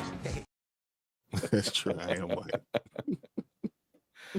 Oh man, this is like the whitest guy. That's Paul Rudd. That's funny. Yeah, that's right. I am white. That's just what it is. Oh man, I love that movie so much. Yeah, I like. It's easily my favorite thing from Kevin Smith. With Dogma. Dogma, yeah. Oh wait, we're talking about role models. I got role. I was like role models. All out of sorts. Yeah. All right. You want to talk about Invincible? Let's that go. one. I think Invincible. was fun. Yeah, I feel that one could be a lot quicker than the than Cobra Kai. Where we at? I always get all my stuff mixed up. I need a freaking like giant freaking board with all the buttons. Switchboard. All right, let's talk Invincible. All right, welcome to the Spoiler Kings. We are back at it with another Invincible episode 4. Quick rundown of what happens. Marcus goes into the future, saves the day, quote unquote. We'll get into the details of all that, and then the episode ends, kind of, but then we get Alan in space with Nolan, and we get their story. So that's it, just in a nutshell. We're gonna get into details and stuff like that as we discuss it. But sorry, with Brandman, what you think about this episode? The 2 stories. Just what are your thoughts? I like how this episode balanced out 2 stories. Like, I can't even call that a post-credit scene because that was like a whole different episode all its own. Yeah, which was like 20 minutes. Yeah. That was great. I like the time travel part was pretty compelling, just in terms of what Mark ended up having to do. I like how the show kind of like the way that it handles everything, kind of like the teen drama, Mark being forced to make decisions like this, the gore factor, the drama factor, all of it shouldn't work together as well as it does, but it does. Which is one of my favorite things about the show. And even for as violent and gory as it is, it never feels excessive, if that makes sense. It works in the context of the world that they've set up. But yeah, pretty good episode so far. The time travel thing was pretty good, and then just how it just kind of veered off kilter with because this was 2 episodes in one. Let's face it. Yeah. How it went completely off kilter with the second half of it. I like that. I was just expecting like a brief post credit scene, and then I got 20 more minutes of show. Yeah. What are you, Ryan? What do you think about this episode? 4 episodes, I guess, because it kind of was like Brandman said. Yeah, but it's just 2 parts of the same thing that's going on at the same time. Just trying to let you know where they both are. I think Mark is definitely do it as I say and not as I do. Like, we don't kill people. Next episode, kill somebody. The episode before, kill somebody. Like, he was asking for it, so that shit, man, makes it okay. No, you just told him we have to appreciate and approve of human life, and you just ripped his head off his shoulders. So like that doesn't make any sense to me, and it just seems like he is very much like his father, and when he gets lost in the sauce of what he's doing, he kind of forgets who he really is, and it seems to happen a lot to him. Now you can't tell him, hey, don't kill him, don't kill anybody, and then you continue to kill people every episode. But it's different because it's me. I'm a little bit different. Yeah, I don't like that. Then I really thought it was so weird, like talking about I love you. Like, what? I love you? What? Does that even make sense right now? Like, I know we've only been dating for about 4 episodes, like or 2 episodes, but I really love you. What?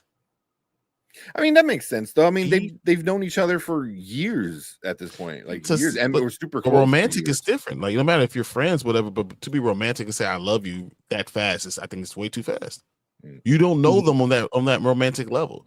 So, like, I just thought that it felt too quick of admission of love, like right then. I thought, I mean, I'm enthralled with you. I really like you. We're really good together. All those things make sense. But to say I love you that fast when you haven't had an official first real date, that's crazy. I thought that was too much. And then so that's one side, and then him having to get his own place. You definitely do, man. You're a superhero. You can't have your own place. Can't be sleeping with your mom in your mom's house. Your mom's probably doing the same thing you're doing with her door closed. That's messed up. So, but Nolan Allen art was amazing. Was awesome. Allen was awesome. And he's like pretending to get beat up. Oh no, I need your help, Nolan. Like it's so good. They really work really well together. And I thought that was hearing J.K. Simmons on one side and having Seth Rogen on the other side. Just they played off each other really well. And I really enjoyed it.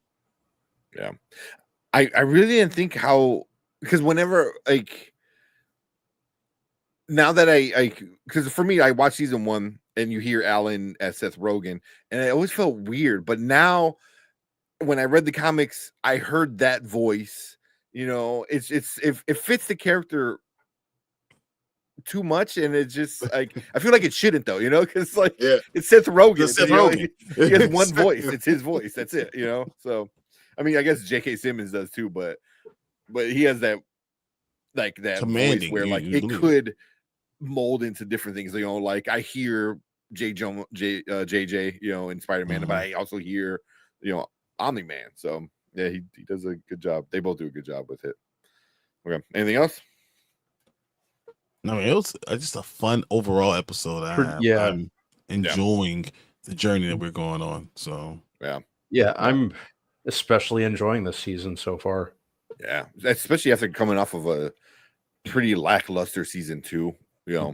With a weird break in it that really threw off all the pacing and all the momentum. Yeah, season 3 is like. Halfway through, it's really knocking it out of the park, I think. But yeah, going like my thoughts real quick was like, love them doing a time jump, and then if you go back and watch it, there is a ton of Easter eggs in there, a ton of Easter eggs that tells you what is going to happen, and like so it's like. He goes to the future, so obviously some things carry over, some things don't. So you kind of need to pay attention, which I love when they do stuff like that. It's like, oh, here's an Easter egg that you might get like in 2 seasons from now. So I thought that was like well done. But I know you, it was a Brian. You said like it's kind of he's becoming too much like his dad. And I would say like I think he's trying so hard not to that he's still doing some of the actions, but at the very least, I would.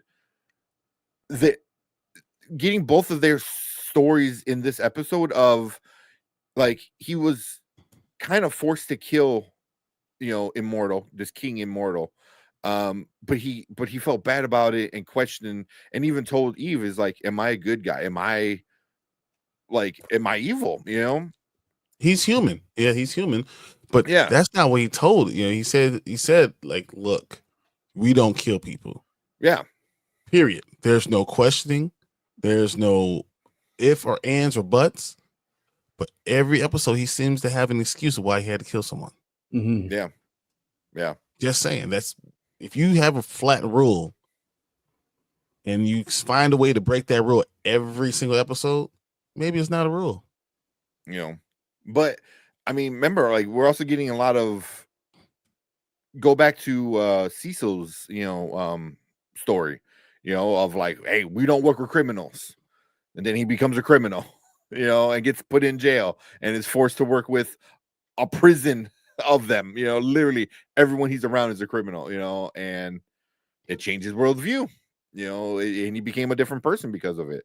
I mean, but you're teaching Oliver when you are a role model, father figure, all that stuff, and you're telling a little kid you don't do this, and then you consistently do that. You take the risk of that little kid seeing you're full of BS. I'm gonna do whatever the hell I want to do because you do whatever the hell you want to do. Yeah. I mean, and it's hard. It's hard to explain to somebody who is the strongest person in the world, like not to do something when you can do anything you want.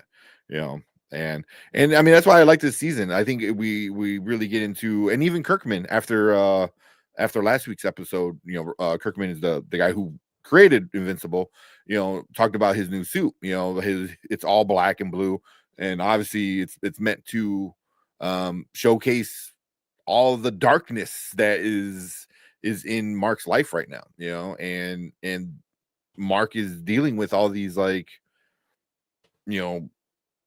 black and white issues that might not be black and white, and it's just really interesting to see it all go from I don't want to kill, but I keep killing and I don't want to Omni-Man, to Nolan's story at the second half of this show, where he's like, I killed because I was told to and I was good at it and I did it for a long time, but now I feel bad. So now it's like they're both coming to a place in the middle, but they're coming from opposite ends of no killing to, hey, I can kill whoever I want because I'm the strongest person in the galaxy.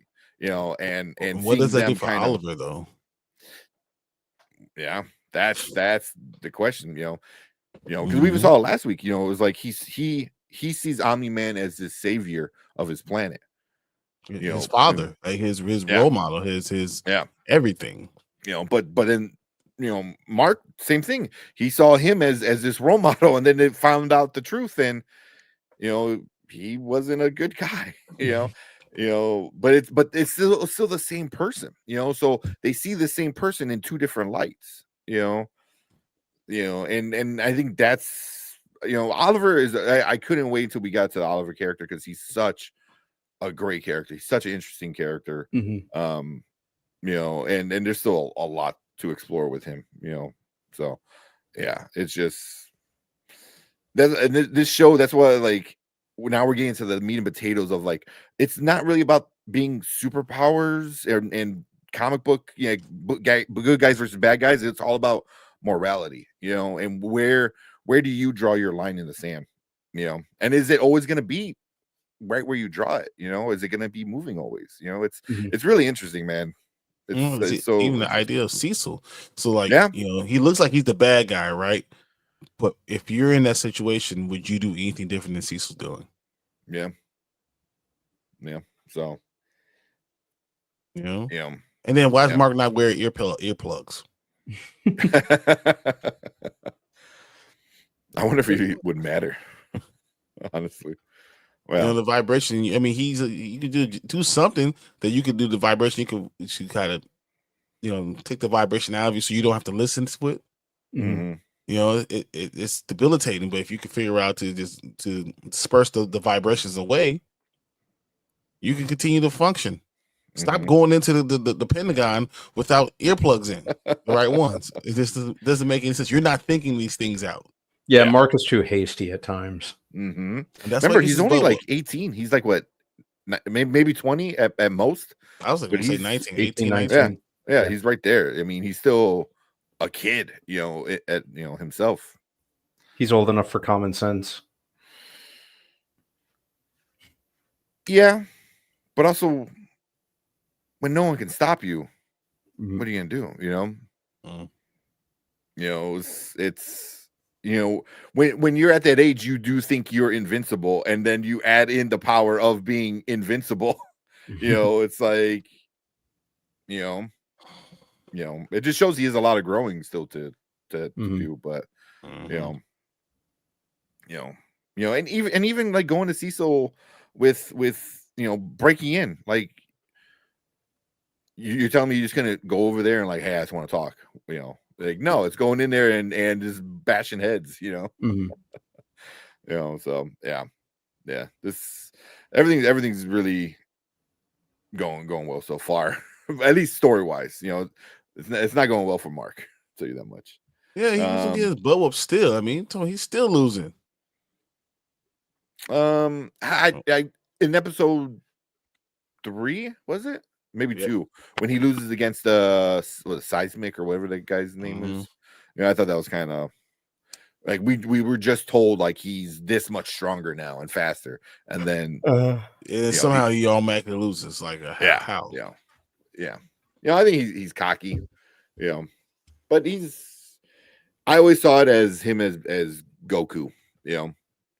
Goku always dicked around too much and got his ass kicked, but then got stronger and won, type of thing. So What do you guys want to see? Anything happen? Any like you want to see Mark do something? You want to see Oliver do something? What do you think is going to happen with Omni Man and Alan? What you think, Brandman? But as far as Alan and Omni Man crossing paths with Mark again, Or any of the characters, like Anything. yeah.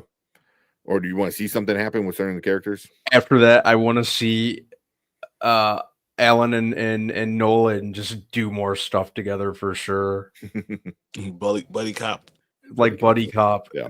I'd love to see more of that dynamic because that was pretty entertaining, especially with how reluctant Nolan was until the very end where he decides he wants to go see his pet. I mean his wife. So you know what? I think I miss my wife. Like, dude, didn't you like just do a lot of bad things to her? Yeah. Did you say a lot of crazy things to her? Well, I love her though. And about her. Yeah. That was some cold blooded shit. Didn't you call her a pet? Didn't you call her a pet, dude? Yeah. Like really, really callously too. Yeah. I don't Yeah. think Imagine she's gonna you be the too other happy to dude. see you. Imagine you the other dude. How would you feel? What do you mean? You know, like if Omni Man came back and you're dating. Oh, Yeah, this might be a problem. yeah. What was that? Paul, I think his name is. Paul. Yeah. Mhm. Yeah. Though that's one thing I do appreciate. The show is making the mom a better character. I think because in the comic book, she really is like a pet, because she goes from being Omni-Man's pet to becoming like Mark's kind of pet. Kryptonite. Not even kryptonite, just pet, because she in the comics she's like an alcoholic and has a lot of issues and just kind of gets in the way and later on something happens, but for the most part up until this point, like she's just like imagine like you're dating somebody and they just leave the dog. Mm. That's like if Omni-Man had a pet and just left the pet and now the pet's like moping around and now Mark has to like handle it. That's how it was in the comic, at least how I felt. In the show, they're handling her so much better in the show. Like she's a mother still, so it doesn't Yeah. make any sense for her to react that way. Yeah, they didn't go down the alcoholic kind of road. They started to a tad bit, but they didn't really do much with it, which I appreciated. But yeah, I think they're handling the mom way better in the show. Mhm. So, but yeah, the buddy cop stuff is gonna be it's pretty cool. I liked how they did show like how powerful Alan is. Mhm. Like he's a badass now, man. Like he's yeah. Because was it like the second season when he got his ass kicked? Like he had an eyeball popped out of his socket, like ripped in half. The dude was like done, and now he is as strong as a Viltrumite. Like he took a beating and then just got up and started making jokes like it was no big deal. So it was like, nah, yeah, he's got some power. So I definitely want to go. We got to see more of Alan. Who was that lion guy? Battle Beast. Battle Beast. Oh, yeah. Yeah, I think we saw him in season 1. I want to say it's been a while since we saw him. He was in season 1 and he beat the shit out of all of the Invincible and Rex and all of them. Like, yeah, he beat the shit out of all of them. And then Omni-Man came and whooped him. And he was able to fight a Viltrumite like that, or two, Yeah. honestly. Yeah, Battle Beast is fucking. He's awesome. And all he wants to do is just beat up people. Yeah. So I don't know. What else? Anything else before we move on? But I really don't got any questions like I did last week. But Same. yeah. What's going to happen when Nolan gets there? Is he Where's going to be he like, going? honey, I'm home? Is he Yeah. gonna go home first, or is he gonna go and help Alan? That's a good question. Where is it? Where are they going? Where are they heading to? Yeah. Yeah, he I could was go like, home. But I was kind of like, what's next? What's the next move? mm-hmm. think that was my big question that I had. What does Cecil do when Omni-Man gets there? Yeah.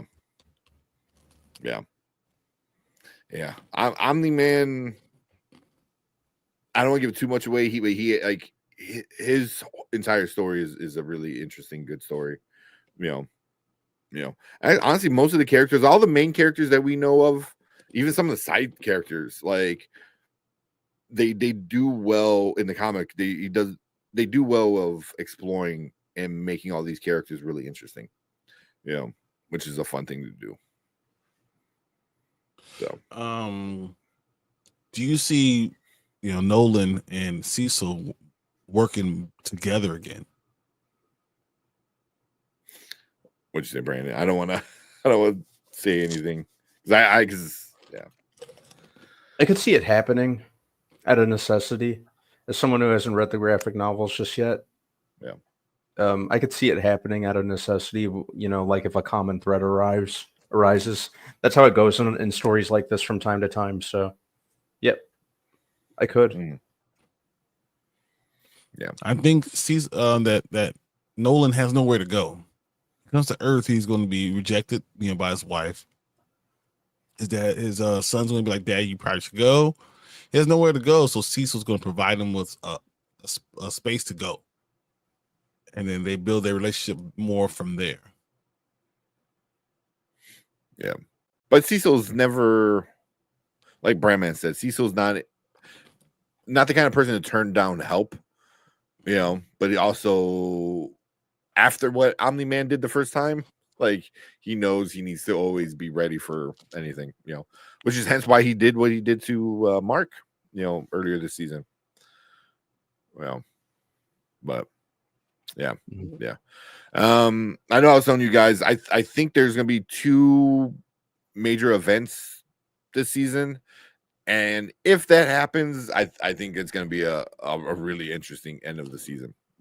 If it ends where I think and where I want it to end, it might not, but where I want it to end, where I think it might end, could be an interesting way to lead into, because there's 2 more seasons. I think they signed on for season 5 and 6, or just 5. 5 and 6, I believe. Mm-hmm. 5 and 6 are being signed for. Yeah, but I mean, this keeps doing good numbers on Amazon, so they're gonna keep renewing it. So hopefully they give it back some of its budget, because they keep taking away each season. They keep taking money away, but the popularity each season keeps going bigger and bigger. So so we'll see. Anything else from you guys before we move on? Nope. Nah. Cool. But yeah, that's our thoughts with Invincible season 3, episode 4. I don't want to get too many details, if you haven't watched it, but this is a great episode. A great episode. Mark going in the future, that was, like Brian said, it works on so many different levels. It does. It really does. It really does. It makes the main character question his own morals, question his own actions, and yeah. And then they even question the idea of what it is to be in the future, and how do you interact with yourself in the future in this world? I thought that was all ingenious. So yeah, hand clap to them. Yeah. Also, the twins, voiced by Zolo, by from Cobra Kai, Miguel. So all around champion. Let's go. Yeah, he's having a pretty good week, right? But cool. That is our thoughts for Invincible. We want to hear from you guys, so leave a comment down below. Let us know your thoughts on Invincible season 3. Any theories you might have, let us know. Love to hear it. If you did read the comic, stay away from spoilers. We don't want to get too much into ruining other people's enjoyment.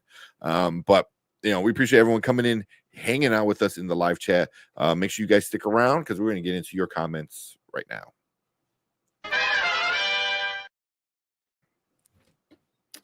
All right. I don't think anybody. Man, like Invincible is getting so many views on other channels, but when we put it out, it's just like no one's really watching it on ours. Yeah, I don't know. And Movie Files, he's been doing a lot of shorts and a lot of discussions with Invincible, which is awesome. And Severance, he's big into Severance too. Mm-hmm. And then Mama Bear said, I missed this before we went to the Invincible, so I laughed. But she said, I can't blame a girl for trying just in case I get to Chicago. She had asked, what's Brandman's favorite candy? Are you legitimately asking, or are you just thirsty again?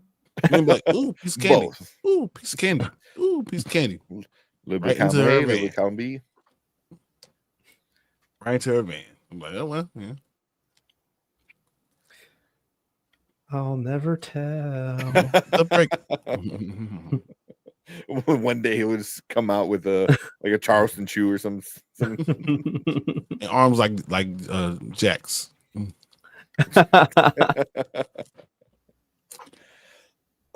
That's funny. Now Brandman's gonna start leaving like little hints around. Yeah, why can't it be both? It's Valentine's Day. Aw, that's sweet. You want to be my Valentine, Mama Bear? Oh, there we go.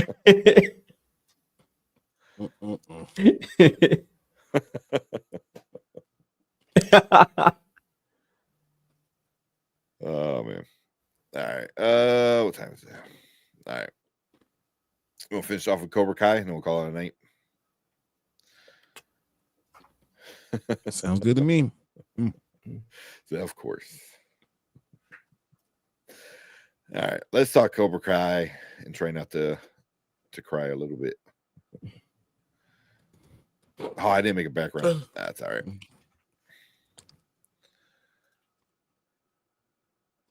Where we at? All right.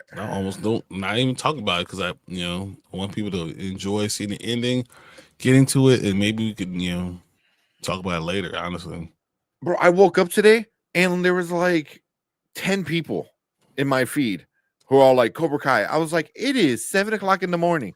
Right? What the it's like, how are you already doing like a whole breakdown of everything? so I had to I was going to watch it while I was in Texas, but it was so busy that it wouldn't download. Oh, really? Yep. That's like, yeah, because it came out today. Yeah. Right. Yeah. Yeah. So unless you woke up early and downloaded it, it wasn't gonna work. It's up to you guys. We can wait until Monday, because on Monday we're also talking Captain America for sure. Whatever If you guys say. if you guys want to strike while it's hot, or if you want to wait until Monday, Yeah. whichever one you want to do. Because I know you guys didn't finish. You both have the last episode. Yep. Yeah. So I don't think there's anything I could say that would ruin it. Mm-hmm. But again, I don't want to say something and ruin it. Because it does end how you think it's gonna end, but it's again, like I said, it's the details and it's the little things that happen where you're just like, fuck yeah, you're just like, yeah, it gets you hype. It's up to you guys. Mama Bear says wait till Monday. Yeah, wait till Monday. Okay, we'll do that. Gives everyone a couple of days to watch it. Okay. Yeah, because that's what I'm saying. I was like, I woke up this morning and all that was on my feed was Captain America and Cobra Kai. And I was like, Cobra Kai came out literally like 4 hours ago. Like, you watched all 5 episodes and wrote a review and recorded it and edited and uploaded it. It was like, damn. But all it takes is someone having a review of it or having a DVD on it beforehand. Yeah. Well, I don't know if Netflix let anybody do early viewings for it. I haven't heard anybody or heard them giving it to anybody. So I still wouldn't be surprised. Yeah, some leak somewhere. We got Delta Dan. What's up? What up, Dan? Dan, what's going on? How's the leader? In what? The leader in Captain America. Or Captain America? I don't know. I haven't heard anybody really talking about the leader too much. I heard he's in it, obviously, but I haven't heard anybody really saying. And I've been avoiding a lot of the reviews too. I think I've saw 3 so far, spoiler free reviews. Even with the post credit scene, I know there's one post credit scene, and that's all I wanted to hear. And then I accidentally started hearing people give their opinion about it. I'm like, no, I don't want to hear it. Don't tell me. Like, or do a separate recording. That's what I was thinking. Do a separate recording. I mean, we have Saturday. We have to do our severance. So I know me and Brandman got to do the movies. We got Love Hurts and Hard Eyes. Yeah. So see if you guys get yours done before I do a solo review on mine. Of what? Earth Abides. Oh, Earth Abides. Watch that. I watched a lot of stuff actually. Yeah. That's the good thing about being out and kind of being bored in your hotel room. Yeah. Yeah. We could do something like that. We could do it. I mean, that's what I really want to do too, is like some of our reviews of things I want to do like offline. And then when it comes to the show, we could just discuss it with the chat. You know, like, oh, what you guys think about it, blah blah blah. So definitely seeing Cap 4 3:00 tomorrow. Cannot wait. Yeah, that's gonna be. I'm going 6:30, but I'm gonna see if I can see it earlier because I have tomorrow off. I'm going at 7:30 tomorrow. Yeah. Today was the fan event, so they were giving away like a little keychain thing at AMC. But they should give it to me for just because. Just walk in.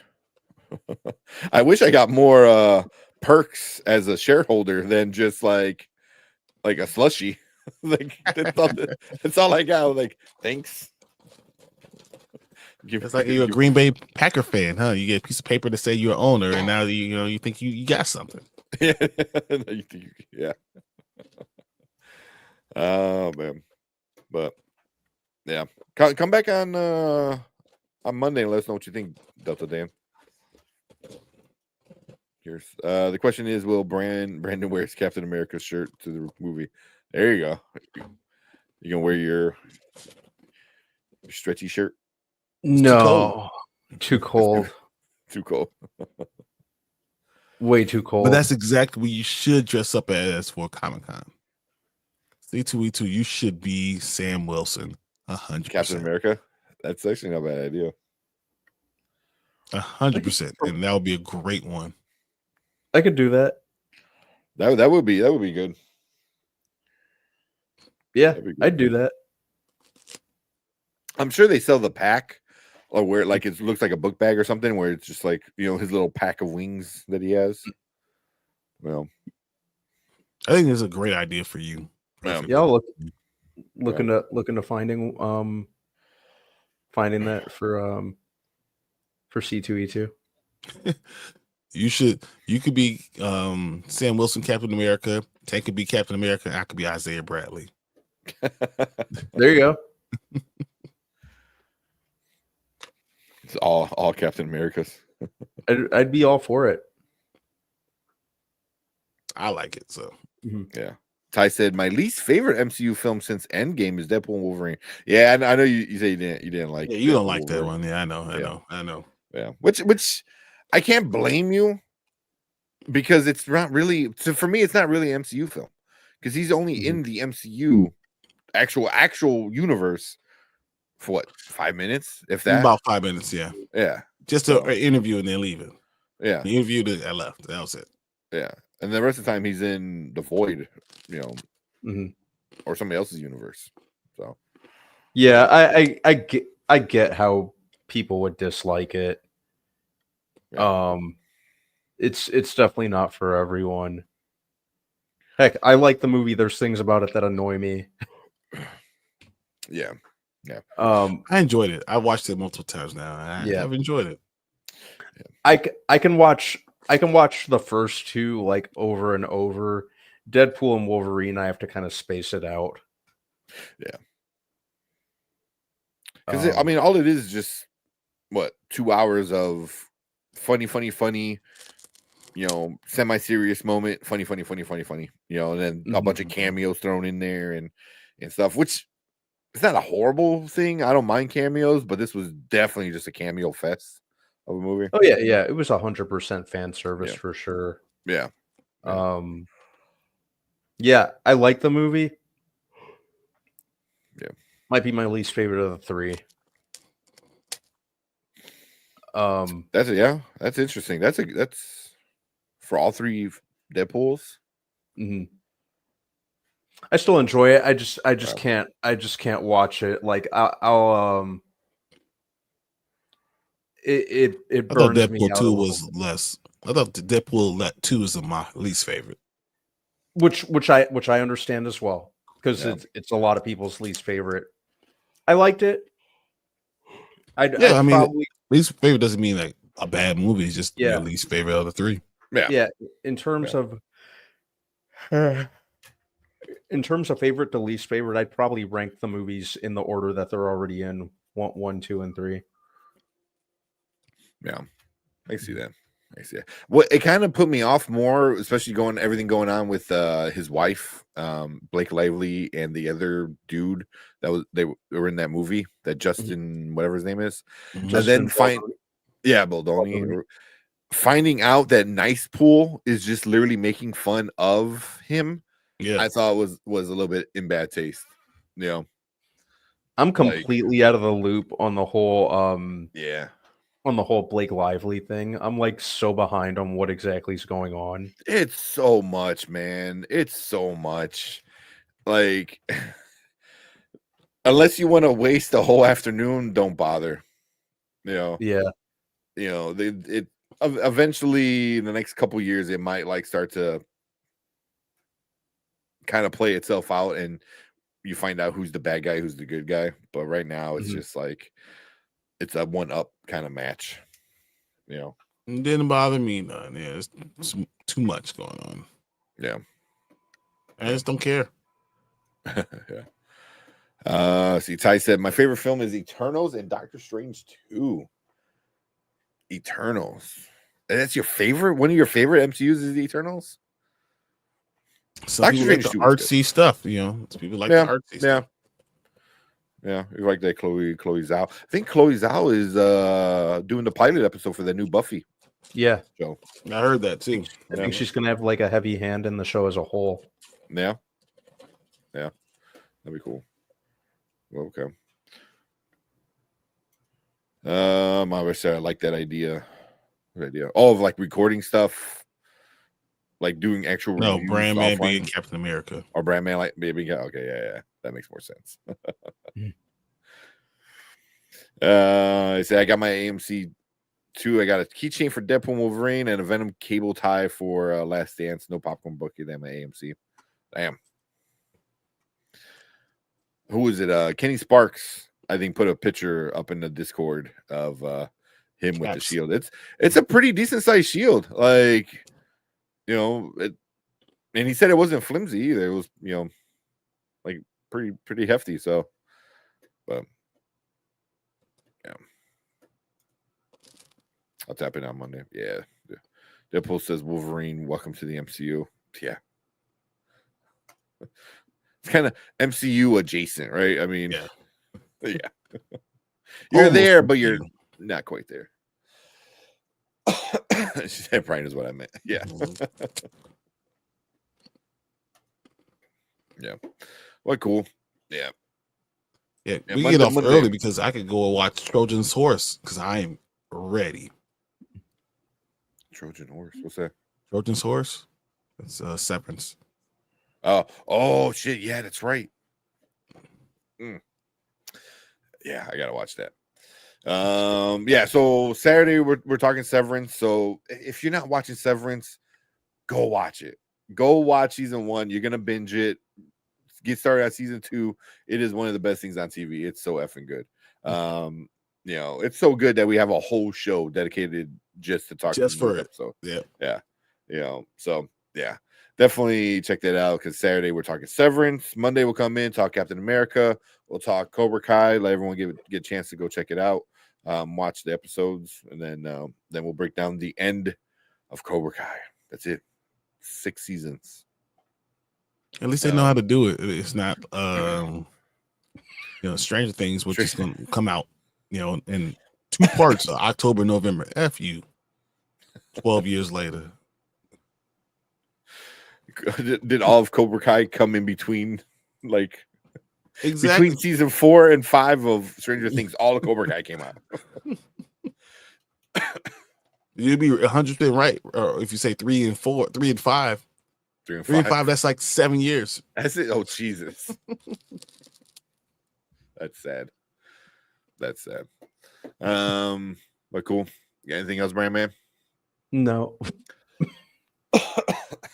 You guys ever see the He-Man trailer? Which one?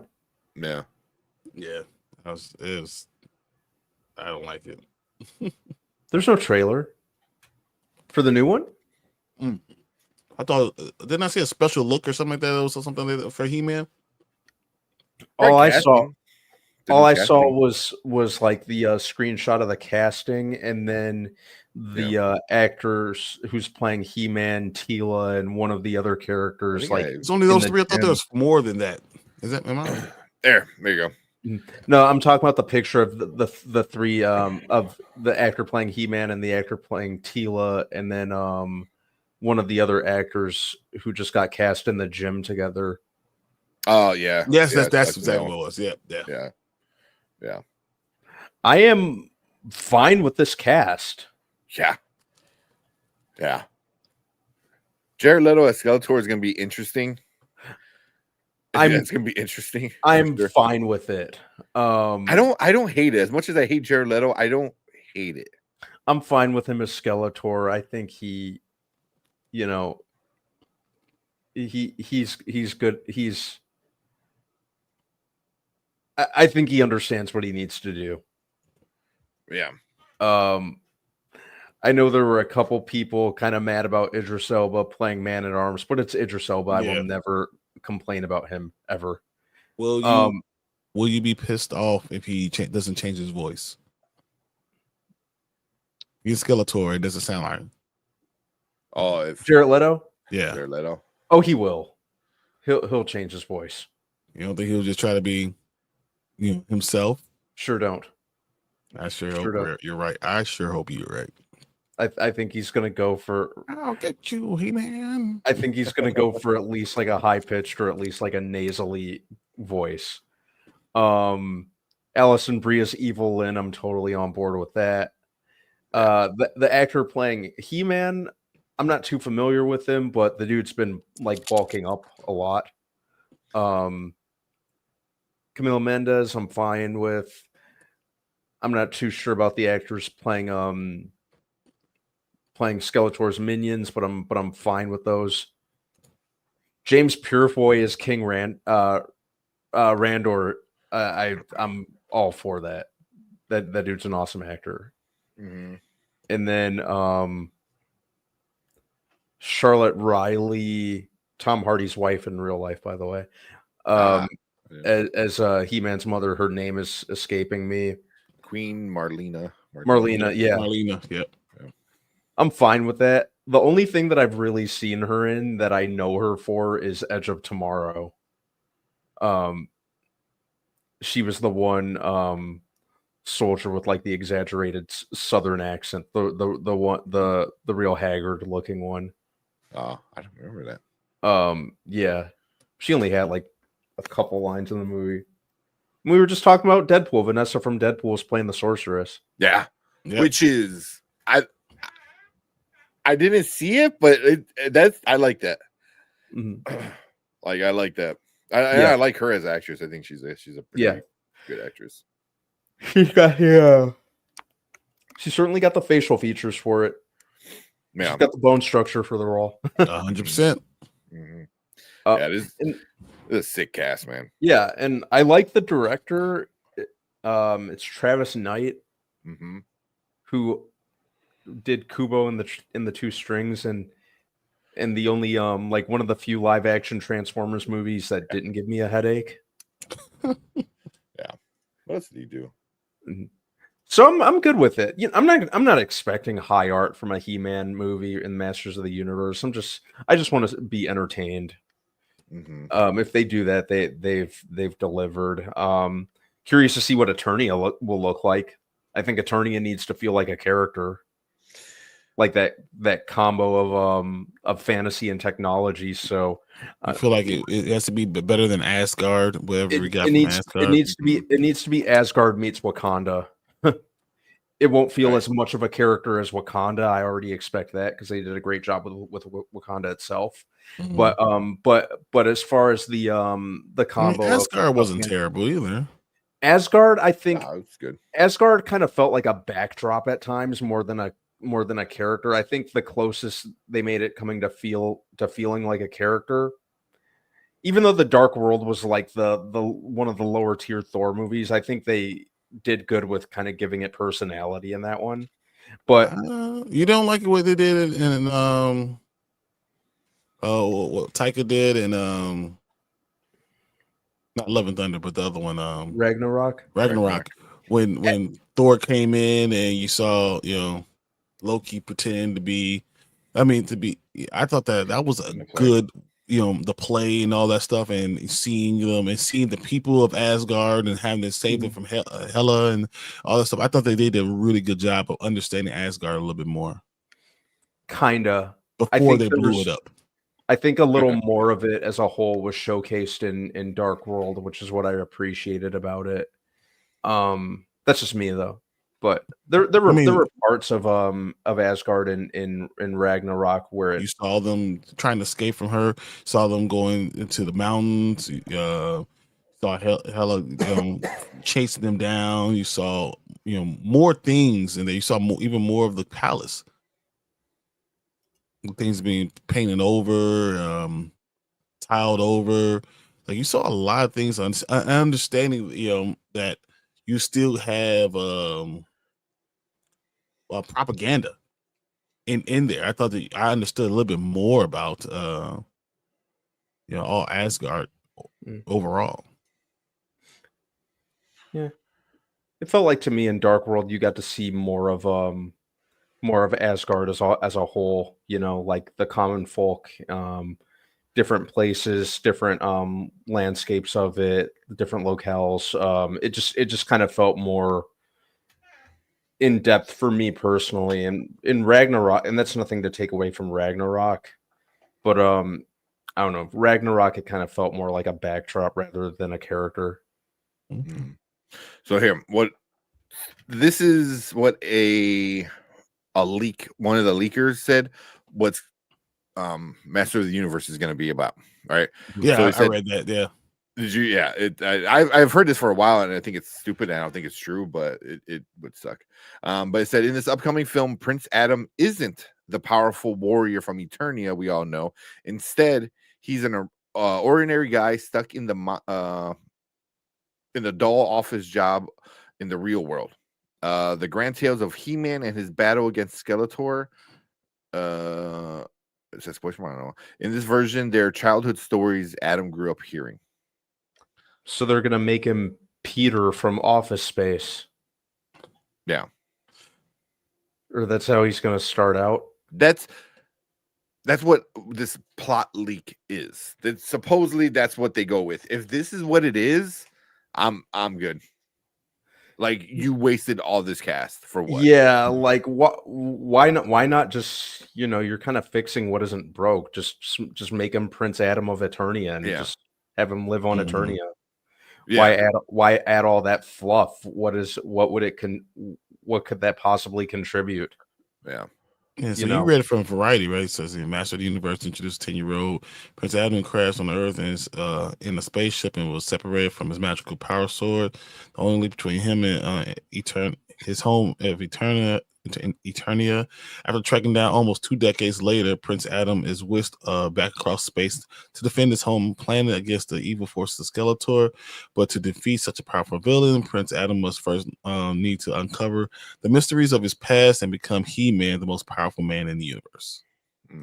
The whole Earth thing. Don't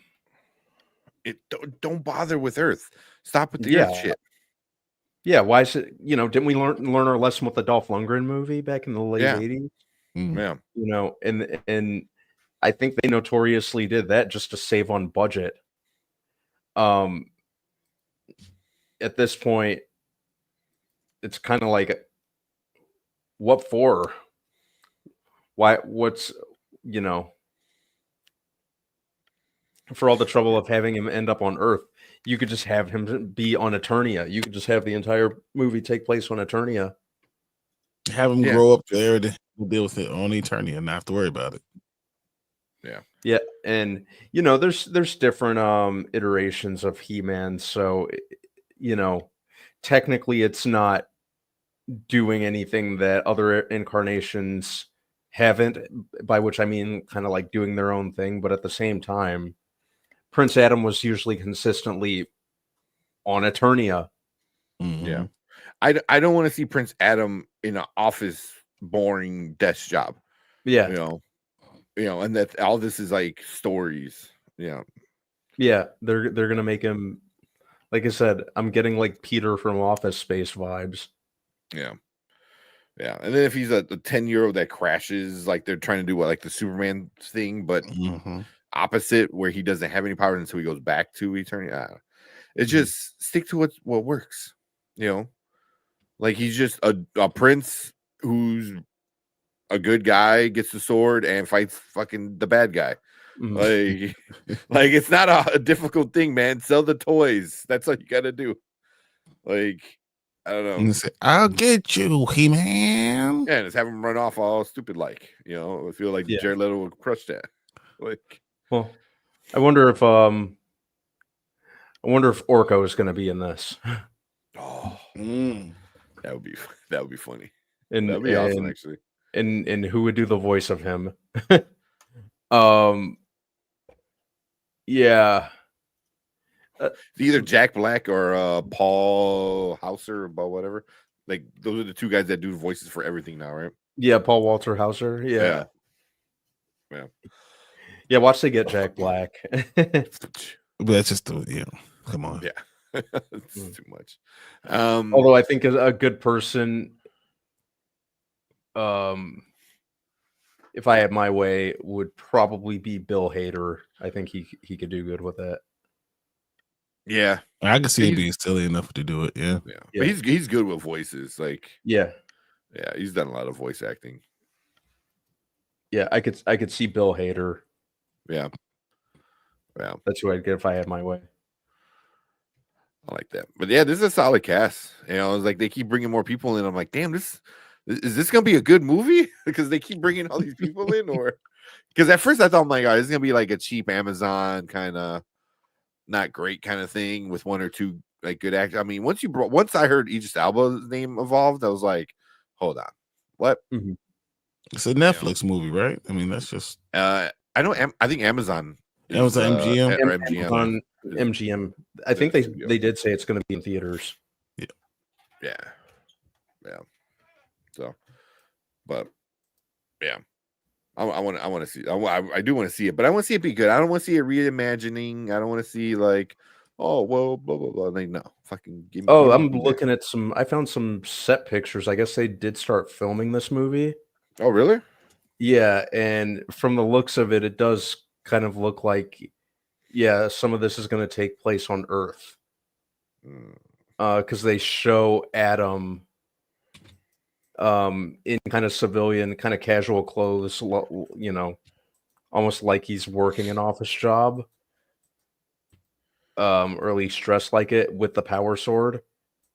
And it looks like police are hauling him into a police SUV.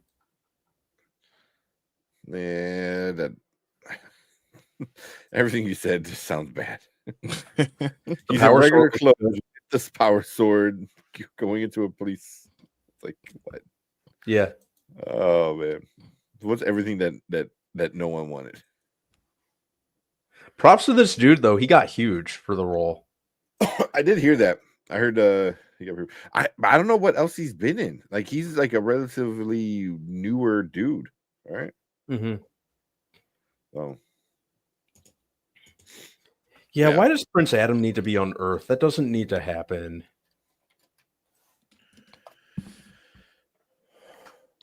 Budget reasons. But you know, at least the sword looks right based on what I'm looking at. yeah, I got funny pictures. What? Yeah, Um, I'll find them. I'll see what I see. let me But see if yeah, I can put the link in here. yeah. So I found him on Reddit. The Masters of the Universe subreddit. Yeah, Andy Serkis is Orko. No, that's actually not bad. If that's true, that's not bad at all.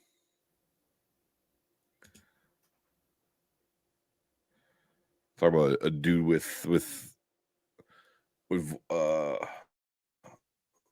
range and voices. Okay. No, my birthday. Andy Serkis. Okay.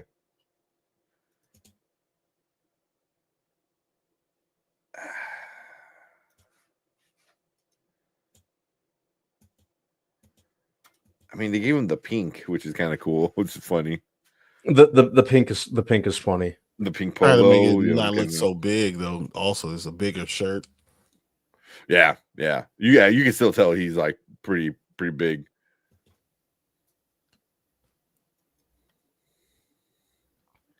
I see the sword. The sword is show accurate. Mhm. Sure. A little worn now and beat up. Yeah. I mean, he looks like a good He-Man, you know, with the hair. Like, at least from the picture, the dude looks like he got a freaking huge neck. Like, Yeah. I don't, yeah. Let's see. I just don't like the idea being on Earth and stuff. Yeah, it just seems so unnecessary. You know, you're fixing what isn't broke. But It's a big dude. Man, hopefully not too much of this takes place on Earth, and then we can just jump right to him being on Eternia. yeah. I hope it's not gonna like be like, oh, the last like 10 minutes of the movie is him fighting Skeletor in Eternia. Oh, I'd be so mad. I'd be so pissed. I'd be so get mad. you, He-Man. I mean, that's probably exactly what's going to happen. Yeah. Nah. I was super excited, and then I didn't realize like, oh, it's actually going to be that. It's going to be like him as an office dude. Yeah. Like that. I hope it's decent. You know, like I said, I want to give it a shot because I like the cast and I like the director, so I kind of want to give it a fair shake. Yeah. But nothing that we said here surprises me at all. Yeah. They really should have learned their lesson of what happens when you put He-Man on Earth. From what's that noise? Because somebody got an echo effect playing, or is that just me? Not me. I don't My hear cat- anything. My cat walked across my my freaking thingy, my keyboard, and I don't know, might mess with my voice changer. So I'm like, why does it sound echoey? Yeah, but cool. Yeah, no one's hearing the echo but you. So I figured. I think my cat changed my voice mod thing. Damn old cat. Well, cool. Mhm. All right, I'm ready for bed now. Yeah, me Yeah, too. I am tired. I've had a hear an long echo. day. Yeah, I know you have, man. You went from Texas to Chicago in one day. Yep. Well, I'm watching all these shows and trying to be ready for y'all, so I'm exhausted. Yep. But cool. Yeah, let's get out of here. Maybe we'll see you guys on Saturday talking Severance, and we'll see you on Monday talking Captain America. I missed the whole damn show. Pretty much, man. pretty much. Yeah. Oh, you go. Oh my God, Cobra Guy, so good. Even a tearjerker. Yes. Yeah, I saw Anzo said that. Yeah. Yeah. Yeah, definitely. Happy Valentine's Day, everybody out there. Oh, yeah, officially 30 minutes into Valentine's Day. Sure is. Yeah, we appreciate you guys. Have fun Valentine's Day. Have a fun weekend. See you on Saturday. We will see you on Monday talking Captain America and Cobra Kai. We'll break that down on Monday. So go enjoy the weekend. Have fun. We will see you guys 9:30 Saturday. See you guys. Saturday. Cool. Yep. See you Saturday. Later.